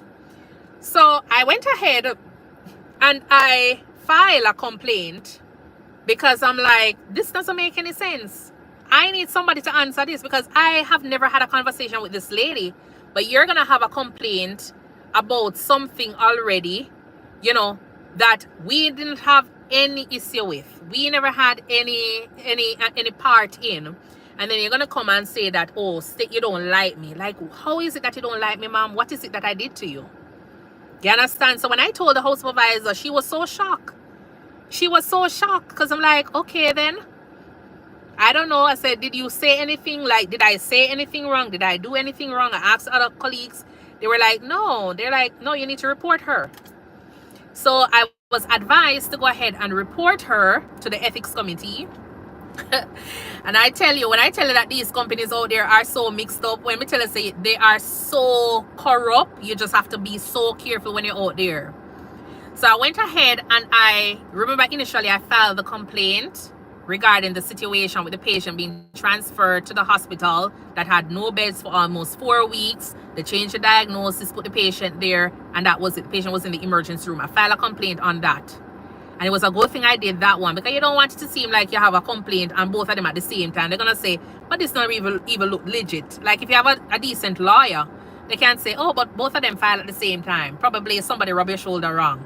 And you just go ahead and just type it in. No, I type it at the same time, because I want, when it says 2 o'clock, 2 o'clock is different from 6 o'clock. You understand? So I went ahead and I did another report. And in that report, I flagged the ethics committee. I put the CEO. I put like a bunch of different people, because I was advised to go ahead and add them. In the morning when I got back to work, before I did that, because I was supposed to sign off on my evaluation on that day, the next day. So she said she was going to send the evaluation to me, because then she was going to reprimand me. She was going to send me to a course, because the administrator on call sent in the report. Then I'm going to have to do something regarding customer service, and there was something else that she said she's going to sign. I said, well, I don't really want to do it. You understand? I'm not really interested in it, because I don't really understand how am I being reprimanded for something that I had no hand in. Like, I don't really understand this. You understand? I don't understand it. And I say I would love to talk to the administrator on call to hear how did she come about with writing a letter to say she don't like me. You don't like me either. Like, ma'am, me and you are a colleague. You understand? You are supposed to be up there. Me don't know you. Like, why is it now that you're gonna make this thing look so personal? Like we had some issues going on. I don't know you. You understand? So anyway, she sent the email. You know, the night I went home and I just draft up my email. I just draft up my resume. Not my resume. My resignation letter. And as soon as she sent me the evaluation where it says everything was 5, exceedingly exceptional, exceedingly exceptional, exceedingly exceptional. Like there was nothing on it that was bad in terms of the report. And then you could see, because as I say, they have like peer review where your colleagues evaluate you as well, and you can see that. So it's printed out. So I'm like, oh, okay. So I just sign it, return it, and then I just went ahead, did my resignation letter, and send it in with 2 weeks effect. And when I sent it in, I sent it to 3 persons at the company. I sent it to my 2 original boss, and I sent it to the travel nurse house supervisor. So when I sent it off, like one person, that was the one that I tell you that is very, very sweet, and she knows what she's doing in terms of management. She responded and she said, I'm gonna call you. I'm like, okay. So she's like, what is happening? Why did you turn in your resignation? Like, I just spoke with you today. I'm like, I don't know, but that situation that I told you about that happened the other day that I did the report on, for some strange reason, the administrator on call, she is trying to apparently make this thing look good for the hospital. So she's trying to look somebody to blame. And then she's going to send this email. So I showed her the letter. And she's like, wow. I'm like, yep. So I am not staying here, because then you're going to hear that if anything happened, I'm one step closer to getting fired. That's all I can tell you, because I see some people who were doing such great job, but because they are the kind of person who love to get things done. When you talk about the nurses, you know, when you're a charge nurse, it's your responsibility to make sure that patients' tests are done in a certain time period. So if you have new nurses who are just sitting down on patients, or if you have senior nurses who are just sitting down on patients because they don't want to turn over their room, you're going to go to them. If you're a good charge nurse, you're going to go to them and say, this patient needs a urine test. Get it done now. You understand? And people don't like that. They just take it the wrong way. They just feel as though if you say something to them, then it's either you're bullying them, but them not understand that after a while when you're working in the emergency room, it's like you become, just like when a doctor would say, get the crash cart. No, the doctor not shouting at you. They're not shouting. But there is, when somebody talk in a certain tone, like certain authority, there is like you're expected to move. If a doctor say, get out of my way, depending on what is happening, I'm not going to get upset about it. If I have a patient that is in the department and needs a urine test, and the patient is there for 6 hours and we're waiting on the urine test, I'm going to go and say, you need to get the urine test now. Like, if you're going to go ahead and straight cap the patient, get the urine test. But you can't have a patient sitting down in the department for 4 hours waiting on one urine and the patient confused. You ain't going to get that urine. It's your responsibility as a nurse to be critical and say, okay, then if this patient is not peeing in 1 hour time, and I don't even ask the patient. You understand? Because if I see a patient that is an elderly patient is not able to provide me with any urine sample, you're gonna be getting a urine test, because I am not gonna be sitting down waiting for a confused patient to tell me. They're not going to tell you anything. They're not going to tell you anything. They're either going to just lie there and pee, or you're going to have to just go and get the urine sample so you can know that, oh, this is what we're dealing with, and get the patient in and out. You understand? So when you say things to some of these nurses, it seems as though you are bullying them. That's how they take it, because you can't really talk. As I say, if you have a certain tone, then you might not be liked. You understand? If you are turning over your rooms a little bit faster than some people, a problem. That if you turn it around slow, a problem. It's like your heart, you can't please anybody. You understand? You just have to go out there and just treat the patient as though it's you in the bed or your relative in the bed, and this is what you want for yourself and your relative. That's all you have to go out there and do. Because at the end of the day, whatever you do, somebody not going to like you. Somebody is not going to like you. So she asked what was happening, and I told her that was the situation. She's like, wow. So anyways, I said, this is the situation. So she told me that the other 2 supervisors had gotten the email, and that was the situation. So I said, okay, no problem.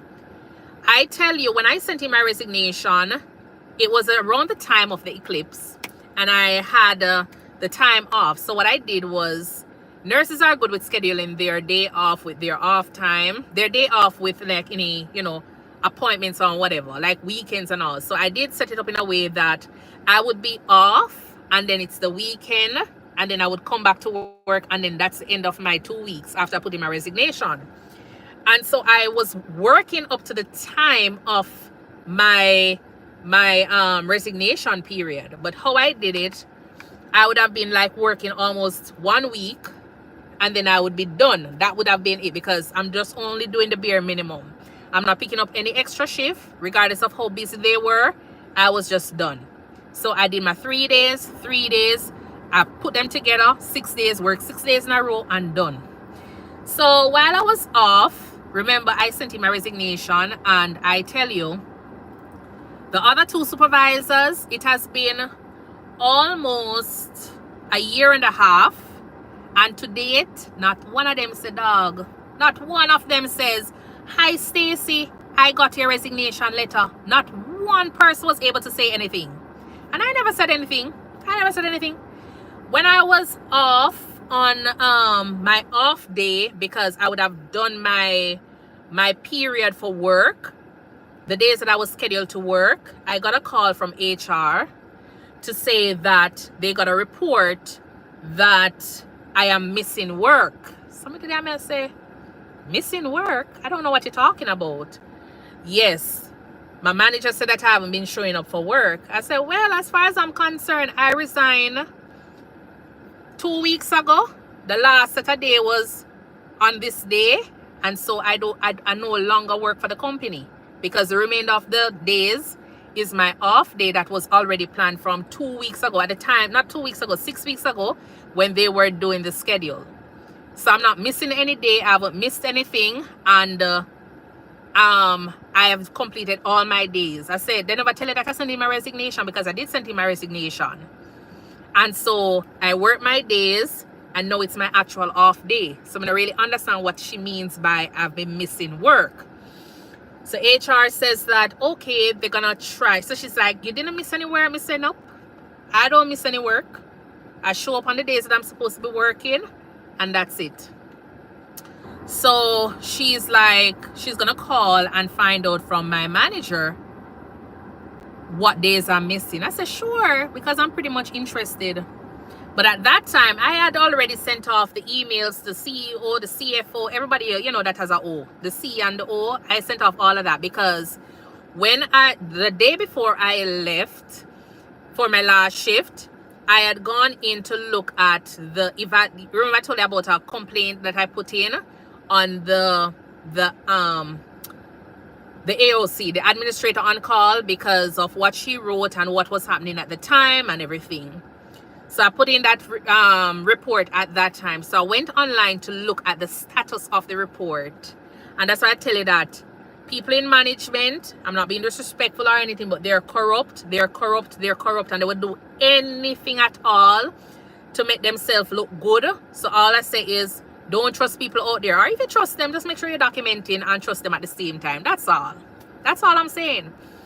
So she went ahead. Remember, it's like I did a complaint against myself. Let's just say I'm doing a complaint against myself. And because I am the president, me now go ahead and review the complaint. There are 3 persons that were tagged. There were 3 persons that were tagged to that email. You understand? To that complaint that I filed. And out of everybody to go ahead and review the thing and close the case was me.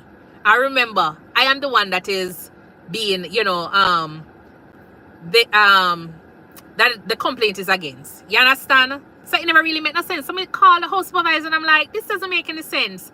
I made a report on A, but A is the one that go ahead and review the report against herself and then close the file. There was no update or anything that was sent to me, because each time they do a complaint, usually they will send you the status on this thing. They never send any complaint. So the person said, no, she's not supposed to do that. Go ahead and send it specifically to this person. So I put in another. Remember, these are persons that are supervisors. You understand? So she said, no, she's not supposed to be reviewing a complaint against herself. It's supposed to be somebody else. There's 3 other persons that were a part of the team. They're supposed to be doing the review. So anyways, I just went ahead and print it out and just call it a day. And at that time I had left. But as I say, HR had called me and said that they said that I'm missing work, which I never miss any work, because my 2 weeks, I guess they probably were looking for me to fire me. I don't know. But them think them smart. Me take with myself long time. You understand? Because I'm not going to be in any environment that I'm going to feel as though me have to watch over my back. No, dear. So I was there and I was like, this doesn't make any sense. So the day I called back HR, because remember she said she's going to call me back and give me an update. Because she called on her private number. She called, not really her private number, but the name popped up. So I don't know if it was like a hospital, you know, phone line or what, but she called on that. So what I did was I tried calling back the day and it went to voicemail. So I sent a text message because I'm trying to follow up on this thing. I sent a text message. She never respond. I call back HR. Them no respond. Oh no, HR no respond. Nobody says anything at all to me. Nobody. I don't know if I'm blacklisted. I don't know. But initially I said I was going to call and report the whole thing because some persons were saying go ahead and report it to, they have this board that you can report the case to. You can report it to and they can investigate it and whatever. Because I felt as though it was more like a, profiling case. Honestly, that's how I feel at the time. Because as I say, out of everybody there, I was the only black person. But you're going to tell me, say, you don't like me and me don't know you from Adams. I don't know you. So how is it that you're going to tell me that you don't like me? You're going to you're going to file a complaint to say you don't like Stacey. Like that doesn't make any sense. So anyways, I was like, you know what? But then after I left, like almost everybody in the department left as well. The doctors, they were leaving because when I told them that, look, I'm not staying here. I said, you guys can continue with this because this doesn't make any sense. And even the doctors, they were always like complaining about the same thing because when the patients are coming into the department, it's like, administrators don't understand that if you don't have beds in the department, in the emergency room, there's nowhere to put the patient. Not even the doctors who are working in the emergency room a lot of times. And this is a specialist hospital. This is a specialist hospital. This is not like, you have a big emergency room and ambulance just rolling in. But because of greed, when it comes down to money, them not turn away nothing at all. They don't turn away anything at all. They prefer to lie to say, yes, we have this service, and then you come in, they bring the ambulance in, and before you know it, them rinse out your insurance. They do every test under the sun, and they know that they don't have the specialist there. They know they don't have the bed there, and they rinse out your pocket, and then they tell you that, oh, we don't have any beds, we're gonna have to transfer you. That's what I tell you, some of these people are gonna go to prison back way. They'll go to prison back way and know that, you see the Lord up there, so God have mercy. But we are so, well, I'm going to put myself in it because I'm a part of the health team. You understand? But we have so many persons out there that are just corrupt, unethical. And as I said, money is the root of all evil. And I don't know, some of us are going to face some days. Welcome to America. Just saying, yes. Courtney G, are you thinking about going into management? Courtney, no sir. No. Management, because management only gonna turn you into a puppet here. It only gonna turn you into a puppet. You understand? And if you're a strong person, them not going to like you. They don't like strong person, especially this hospital. Because this is the second time I was doing I did a contract with them at one point, and because they're so hungry for money, they will tell people that, like, so for example, I went in and I was doing a contract at that hospital, a travel contract. That was the first time. I knew something was off with them a little bit, because when I was researching different hospitals in the area before moving to the state, they were issuing out some thousands of dollar bonus for relocation.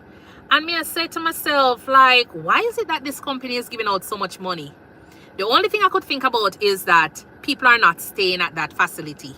But it's because you don't know anybody in the state, you can't really go and say, oh, what about this hospital? Do you know anything about it, for somebody to tell you? But you will go and you will see the reviews, the 3-star, the 2-star, and then you will read the reviews, because I'm a review person, and you'll read the reviews. And then I'm like, okay, then you realize, they say fast turnover, this whatever, you don't have, like, staff retention. Any hospital that you see that doesn't have staff retention, good staff retention, a problem. It's a problem, you understand? So when I saw, like, they're giving out bonus for relocation of 15,000, 16,000, I don't want to help in them something there. Because me know that if I'm in a situation and I don't feel comfortable, I want to leave at any time. I don't want anything like, $16,000 to be holding me down in a job that I am not comfortable with. So there was another company that was doing a sign-on bonus for $2,000. And that hospital was the best hospital I've worked at since I've been here in the state. Not the United States, because the best hospital that I've worked at in the entire US is, and I'm going to say it, it's Eastern Maine Medical Center in Maine. You understand? There is no other hospital that I've worked at that does the kind of work for their patients as well as their staff when they talk about the cleanliness and all them stuff there, that's a hospital to be. And that's what I say, like, if we have any nurses that are coming here, I would encourage them to, if they tell you that they're going to send you in the cold for probably 3 years for the contract, take it up there. Take it, because you're going to get you're going to get experience that you need in terms of your different codes, your trauma, your stroke workup, in terms of how you manage your patient. Take it up there, because yes, the cold will be cool, yeah, but you can actually, it will work for you. You understand? Because a lot of these hospitals that I've worked at across the country, it's just like in and out. It's like a Whataburger. You understand? So definitely, if you hear about any jobs in those areas and you're going to be a new nurse, or you're an international nurse and you're coming here, take the ones that are, out in the country. Yes, you might not have any place to party. You might not have enough place to go and shop, but it's only temporary. You understand? But in terms of the experience that you will get, you will definitely get it there. And so I was at the hospital, and so I was reprimanded because I have a tone that is too forceful. I know. At one point I tell them I'm not gonna say anything to anybody because I was told I have a tone. Everywhere I go, from a move to the state until they were like in Maine, like, yeah, that's just how Jamaicans are. They just sound like they have a tone. But then once they get to know you, they realize that, oh, the tone, like, you have different tones. Like, get used to the tone. And that's what I always say. Like, they ask me in an interview, I say, well, I was told when I got to the States that I have a tone. So I don't know. You understand? But every black people have a tone as far as I'm concerned. Every black people, when you're talking to them, you hear them say, especially the nurses, they always hear them, oh, well, I was told I have a tone. Like, okay, what tone are we talking? You understand? But that hospital that I was telling you, as I say, it's the same hospital that, well, different location, but it's the same bigger hospital that we're talking about. And when I was there, I did a contract, and I went in like for my 9 o'clock shift. And as I said, this is how messed up some of these hospitals are. I went in for my 9 o'clock shift. And when I went in, because they wanted to seem like there is no patient in the waiting area, you ever see some hospital and them say, oh, the wait time is 1 minute. And you will decide that, oh, this is a hospital I'm going to go. And when you go there, you're waiting all 4 hours. Exactly. So them stingy with the doctors and the nurses. But at the end of the day, the beds inside are occupied with patients who don't even have a nurse assigned to them. And so the day when I went in, they had this thing where as soon as the patient comes, they just bring them to the bed. And I don't know if the triage nurse wasn't thinking, or she not critical enough. I don't know what it is, but she just decided that she's going to put 4 patients that had no vital signs in each room. 1, 2, 3, 4. Because apparently I'm superwoman. So I'm supposed to stretch there, and So I went on the tracker, and that's why it's very important. You always have a good triage nurse, and you always have somebody, quote unquote, that is sensible and critical in those areas. Because if you don't have it, you're going to have your patients dying on you. And that's one of the biggest things I tell people. Make sure you know to assess your patient. Make sure you know how to critically think. Because if you don't have that as a nurse, your life is in jeopardy. And I tell you that she put 4 persons. So when I look on the board, I realized that I have 4 patients. They were pretty young. So I was like, okay, then nobody seemed to be dying. But then by the time I peep in one of the room, I realized that one patient was just like sweating away. So I went in that room because, as I say, everybody seemed young. The complaint seemed okay because it wasn't anything big. It's just like one word complaint. So I said, let me go in this room. When I went in that room, the other problem that was in the room, apart from the sweating, was the fact that there was a big language barrier. This gentleman speaks Spanish, but this gentleman was dying. You understand? And I'm there trying to get an IV. And when we talk about ride and whistling, that was what I was doing. Because I'm trying to get an IV. This gentleman is sweating away. I'm trying to get information. I'm calling a code. Like, there was just so many things going on at the time. Until I was able to finally get like a little IV. The IV never really stayed in. Because the man was just so sweaty. The man coming like a river. Flooded with water. You understand?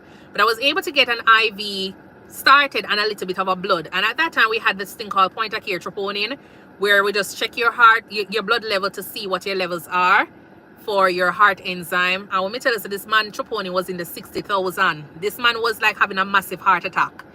And at that time, like my focus wasn't on any other patient because this is a patient I'm dealing with. You understand? And so it turned out that we ended up taking this patient to the cath lab, was over there resuscitating this patient, trying to get this patient to get the cabbage, but we couldn't do anything because we're there trying to pump this man's chest because this gentleman is dying. Anyways, by the time I got back, that was probably like an hour, 2 hours. I got back and I went now to look in my other rooms because in my mind, I'm like, okay, then more than likely charge nurse already know what's, you know, if you're a good charge nurse, you're scanning your room, your department, and the triage nurse would have known what the patient complaint is and how the patient look and who look like they're gonna die and can say, okay, then Stacy, I wanted to see this patient first. Or, you understand, let a doctor know or something. But you don't just go and put a patient in the room and just let them lie down in there like, you know, they're at the spa. It's not like that. So it turned out that when I got back, I went in another room because I hear that this guy was having some facial numbness. Well, when I went in there, this gentleman was having a stroke. So I activated a code stroke and it turned out that, you know, because as we say, code stroke, sepsis workup, all of them little stuff, the trauma is money. Money, money, money, money. Yeah, man.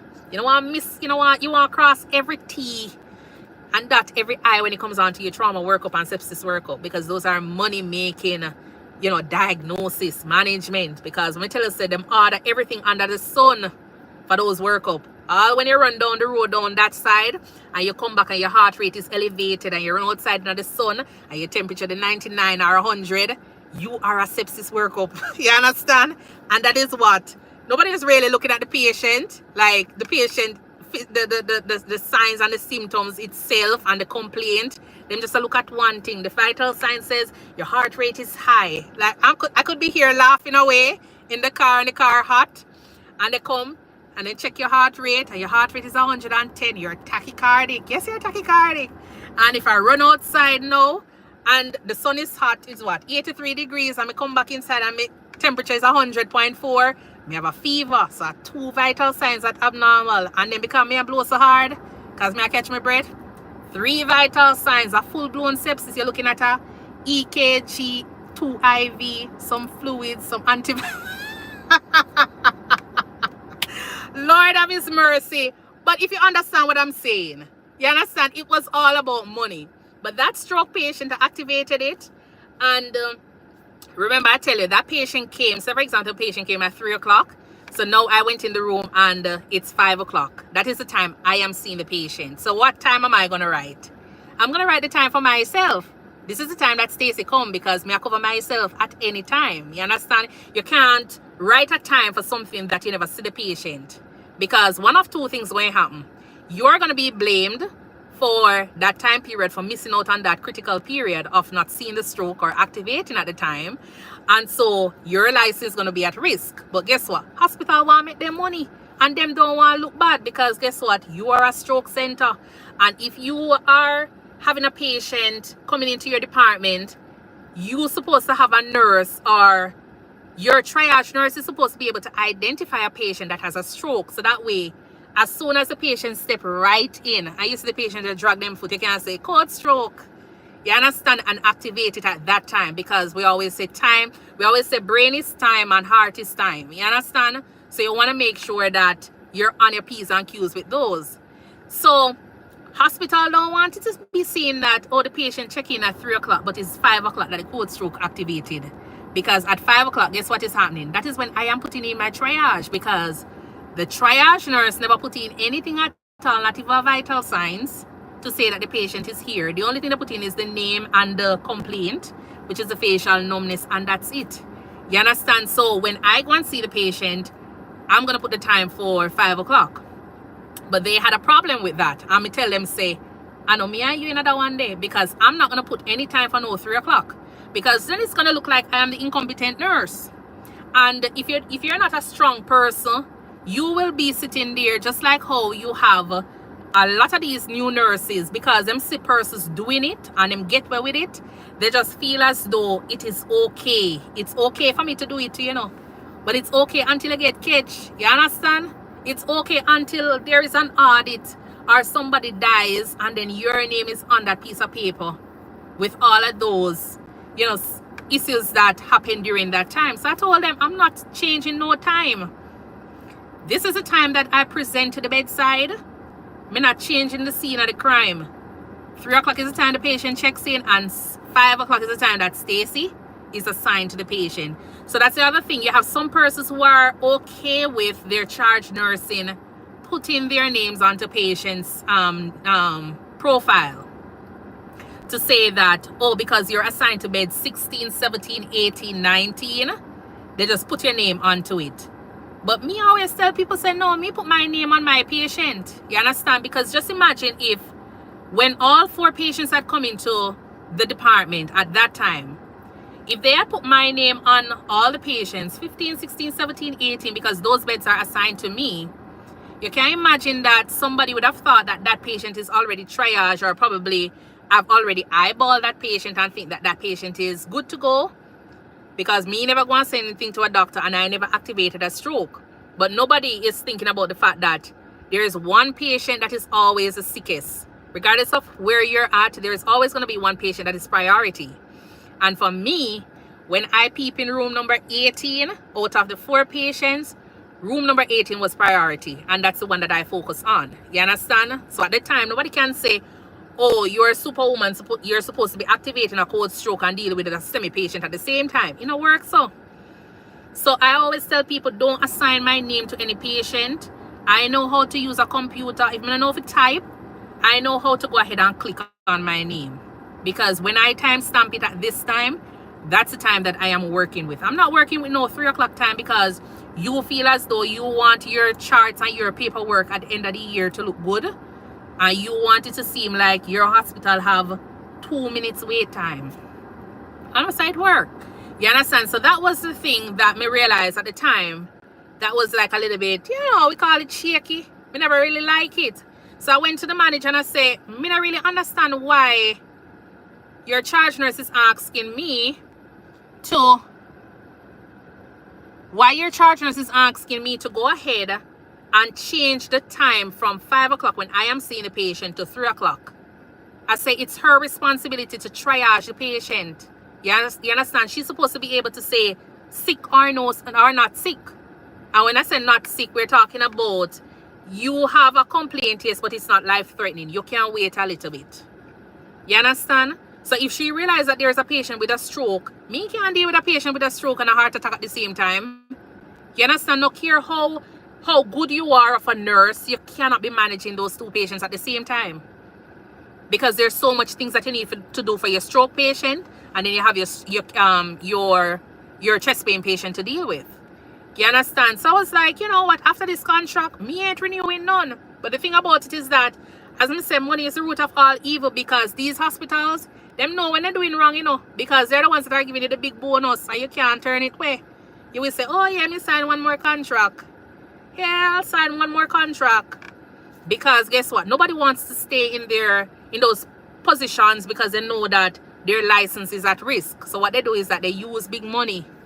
They use the money and draw you out and say, oh yeah, come and sign one more contract. I'm going to say, no, I'm not signing any more contract.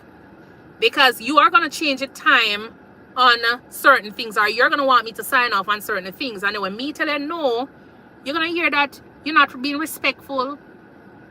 You're being disobedient to your boss just because what? You are not doing what they're asking you.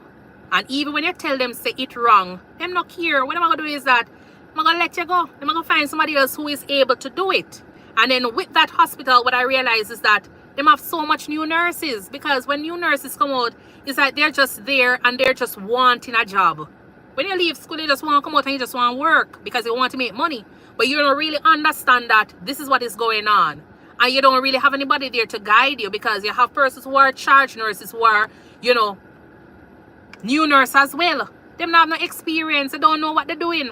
And especially in these critical areas, they're just there playing charge nurse. You understand? Until something do happen and everybody's trying to run around, trying to figure out how do we get out of this.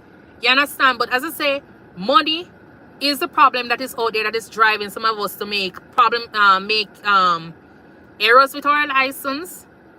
And we need to be very, very careful when we're out there. And as I say, when I cancel my contract there, after I completed that contract, because as I say, the money was good. Because when I hear that they're paying you almost $50 extra per hour, plus the travel contract rate when I'm paying you, like, that's good money. Anybody is gonna take it. But all in your mind is like, oh, I'm just gonna do one more contract. I'm gonna do one more contract. And then the people them just feed you with the money. You understand? But if you don't say no, if you don't say this is it, it's like you're just tied up in this thing and you're not realizing that what you're doing is wrong. You understand? Because every time they say, well, you know, that this trauma, we're going to have to change whatever, the time of whatever, because it don't look good for the trauma workup, then you're just going to go there to do what they're asking you to do. You understand? You just have to be careful. So that was it when I leave that one. But then I was doing the contract and I was like, you know what, I'm kind of tired of doing the long contracts, the travel contracts. I'm going to say, let me just try and get something closer to home. And that's how I ended up at the specialist hospital. Because there was a colleague of mine that I had met at another hospital when I just moved to the state here. And that person was at that hospital. But she's a good nurse. And she's like, why do I know your voice? I mean, I say, because I probably meet you at this hospital. And she's like, oh, yeah, I remember who you are. I mean, I say, oh, you're at this hospital? And she's like, yeah, it's a 5-bed hospital. And we don't really see anything much, blah, blah, blah. I'm like, okay, no problem. But when it comes to the specialty that I was seeing, I love that area. So that's the area I wanted to go in as a nurse practitioner. So I was like, oh, okay. That would be a good experience. You understand? Outside of emergency room nursing, that would have been a good experience. So I said, all right then. So she told me, I did the interview, they asked questions and whatever. Sounded like, you know, it was good. And I took it up.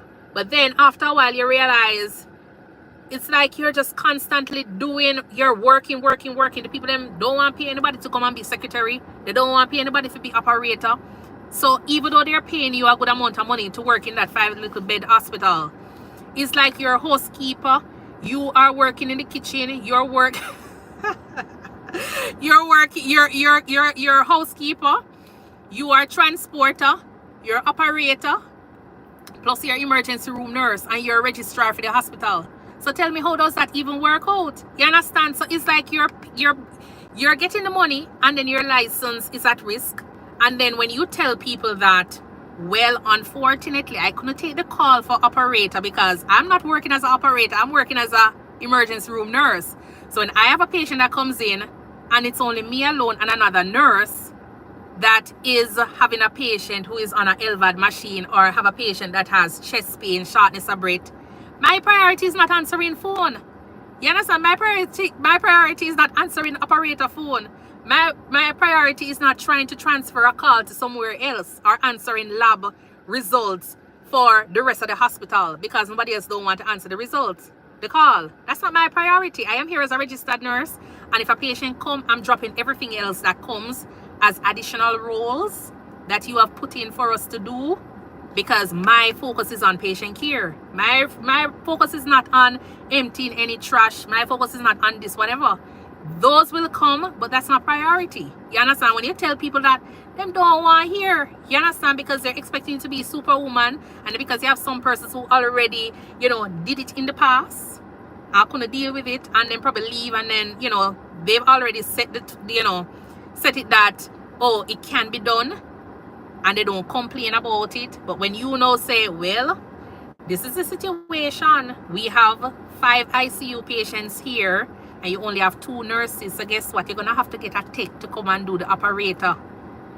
We can't do operator. You can't have two nurses in a specialist hospital and expecting to be doing EKG, blood work. And sometimes, and when me tell you, say, even when you have the 5 beds, you have ambulance still a come through. The ambulance them still a come. And sometimes the ambulances are coming, and because they know that probably the major hospital has so much patient, them can't wait in line. Because sometimes I've worked at hospital where when I go in for 7 o'clock, I see all 8 ambulance line up because there's no bed. They're lined up from all 2 o'clock because there is no bed at the hospital. You understand? So sometimes they don't want to go to those hospitals. So guess what them say? If the patient is having chest pain or the patient is having dizziness, automatically they're going to put the patient at the specialist hospital. They're going to find that one little diagnosis to say, well, it was dizziness. It was chest pain. You understand? Because them don't want to join the long line. And then only to find out that the patient problem, main problem, is not necessarily something that needed to be at our hospital. So you have to go ahead and transport them. And then you have to think about that. You only have 5 beds. And when you go now to say, well, Master Joe, you know that you're the stablest patient. And we understand, so everybody in the department have chest pain. Everybody have chest pain. Everybody feeling short of breath. But who is having chest pain, shortness of breath, and heart rate in the 150? Those are the ones that are going to stay in, because you have some persons that you just definitely have to be taken out of the bed to put in a chair, in a recliner, back in the waiting room.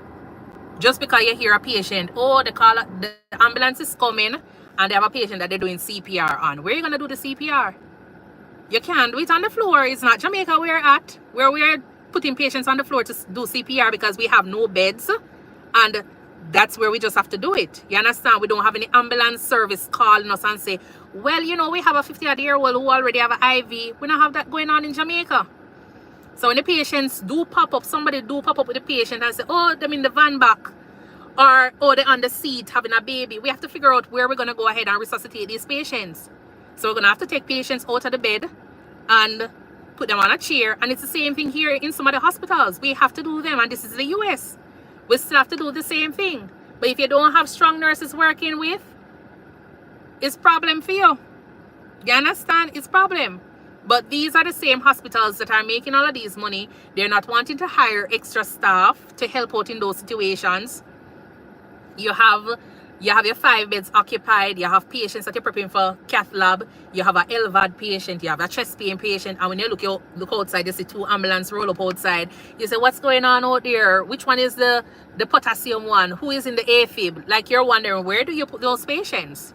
You understand? And then when you go and you say, ma'am, we're going to have to take you out of this bed, the patient start cuss already. The family start cuss already. But what can you do? You have to just tell them, we're going to have to call security to just escort you to a chair, because we need a bed and you are the most stable. And regardless of what is going on with each patient, every patient that comes to the emergency room, regardless of them having a headache, a knee pain, an emergency is an emergency. So if me feel like me scratch my face right here, so, and it cut and it bleeding, and I feel as though I want to go to the emergency room, it's an emergency. Me can't tell the people them say it's not an emergency. I know that it's not an emergency, and I'm not going to give you a priority that is saying you need to be seen in like 15 minutes. You're going to get a priority that is going to say you can wait for the next probably 6 hours. You understand? Because what you're here for is not something that you'll die from. You understand? So definitely you're not going to be seen at that time. Versus somebody who is having chest pain, your shortness of breath, your abdominal pain, who is very sweaty, them heart rate. So all of those things are what we use to decide who needs to go, who can be seen now, who can wait later. You understand? So sometimes it might be a case where persons are just there, but we are seeing the monitors. The monitor ain't going anywhere, the heart rate not going anywhere, the oxygen level not going anywhere. It's stable. You have to jump on to the next patient. But when you if you continue to work like that, what happens is that even when you have 15 patients, you see 15 patients for your shift, and it's just 2 nurses, sometimes you don't even get a chance to take a break. You understand? And when you say to them, you know that we need an extra staff, we really need an extra staff. We need somebody to either come and be a tech or something. We need a tech, because we cannot be jumping around with one EKG machine trying to get EKGs on all of these patients, IVs on all of these patients, blood work on all of these patients. You understand? You have to register all of these patients. You have to triage all of these patients, medicate all of these patients. You don't have anybody to help you. It's a lot of work. But when you go ahead and you do that, sometimes companies look at it and say, well, you know, those 2-person superwoman, yeah, man, you 2 can do it. So they're not going to get any additional staff. They're not going to get any additional staff. It has to be a case where something happened at the time where they say, okay, then, yeah, you know, we get reported on for that one already, so we have to go get a staff. Or if a patient dies or something. But if you're there, you're doing it in the best interest of the patient. You're taking care of the patient, but management is only looking at it to say, yes, 2 persons can do it. Because they keep on saying it all the time.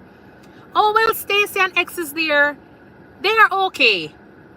But them not understand, say, yes, we're okay because we're trying not to make any patient die on our shift. Because when you're going for work, that is the goal.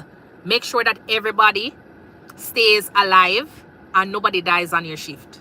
You want to keep them alive and well. So that was the same hospital and the same problem that as I say, I eventually got away, and I wouldn't go back there.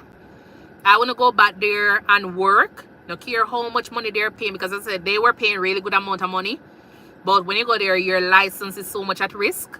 And that is just something that I'm not going to be playing around with. I spend too much money.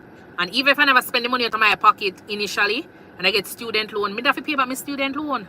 You understand?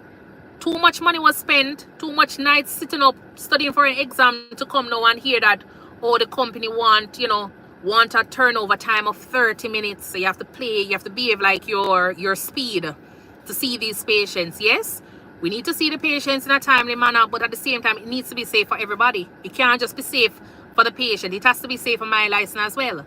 So if I'm seeing anything like that, me I cut, me I leave, because I'm not going to put myself at risk for losing my license, because it is so hard for you to get your license and easy to lose.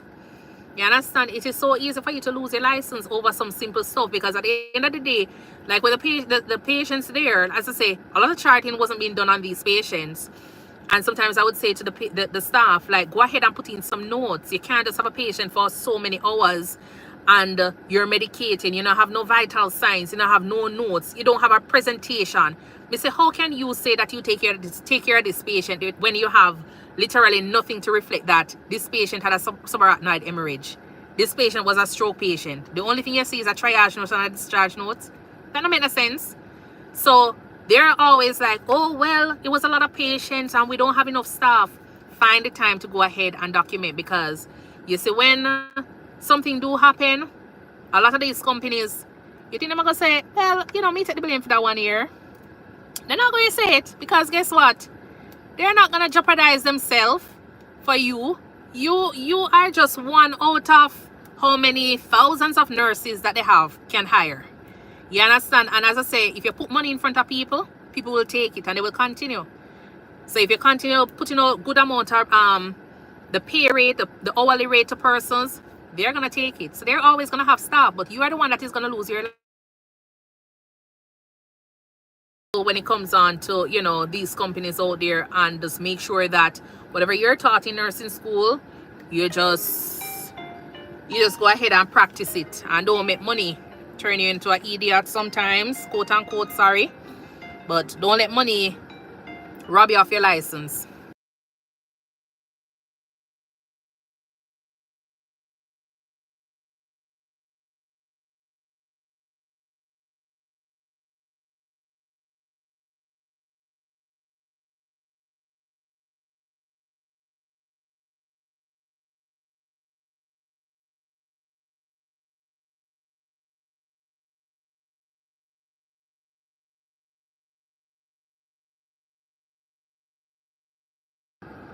Yeah, so just don't make it be a case where people, dangle those little dollars in front of you, and then you lose your license because of certain things. If you realize that's the case, I would say you better leave your job and then you go and work at a fast food restaurant in the meantime until you get a job, because at least you have your license safe, and you're able to get another job as a nurse. That's all I can say. But don't let people use money, and then when it comes on to you making a mistake or something happens to a patient and then they put lawsuit in front of you, you don't have anything to back up your license. You understand? You don't have anything to back up your license. You don't have no notes. You don't have anything, because companies are just gonna be like, yeah, she make a mistake, this is not the first time, and then they just pull up the little records and say, yeah, she's been known for that, and then that's the end of you and your nursing career. So when you find yourself in those situations, run very fast. All right, anyways, I am so Rakesh, hi Rakesh, welcome. Yes, Courtney, the love for money. I am praying and waiting patiently to be called for the nursing school interview. Nikesha Jack. Okay. All right, nice. Congratulations. I am praying you up as well, Nikisha. I really want to become a nurse, but I am afraid of needles. Well, for the first couple of years, you're definitely gonna have to, experience a few of those. But outside of that, if you're not into bedside nursing, there are other options that you can choose as well. Hi everyone. I'd love for you to double tap the screen and subscribe to my channel when you get a chance as well. All right. And you're not in for the money. Okay, not for the money, love of money. Yeah, money is the root of all evil, and that's, as I say, that's just it. But and if you're a nurse here, remember to make sure you have your own malpractice insurance. You understand? I always tell people that, because sometimes 5 years later, companies can still come back to you and serve your lawsuit. So always have your little malpractice insurance, because everybody is gonna be using or be getting their malpractice insurance to protect themselves. That's how I always tell people. They're always gonna be getting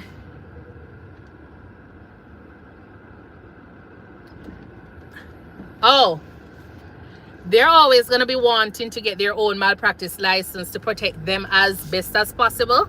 But I always tell myself, the malpractice license that they have, or insurance that they have, it's gonna protect you as well.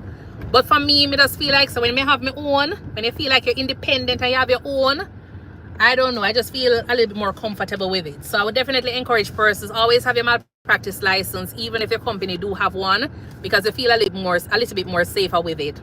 But definitely, Willow, I saw the live as well. I wasn't on the active live, and I saw it. But then I say, if you go on TikTok right about now, there are so many persons who are doing this thing. I understand when, since it becomes so like a norm for persons to be so much on their phone at work. You understand? I remember when I was doing nursing in Jamaica, and as a nursing student, you couldn't take out your phone. Even if you wanted to research something, you couldn't take out your phone. You had to have a dictionary.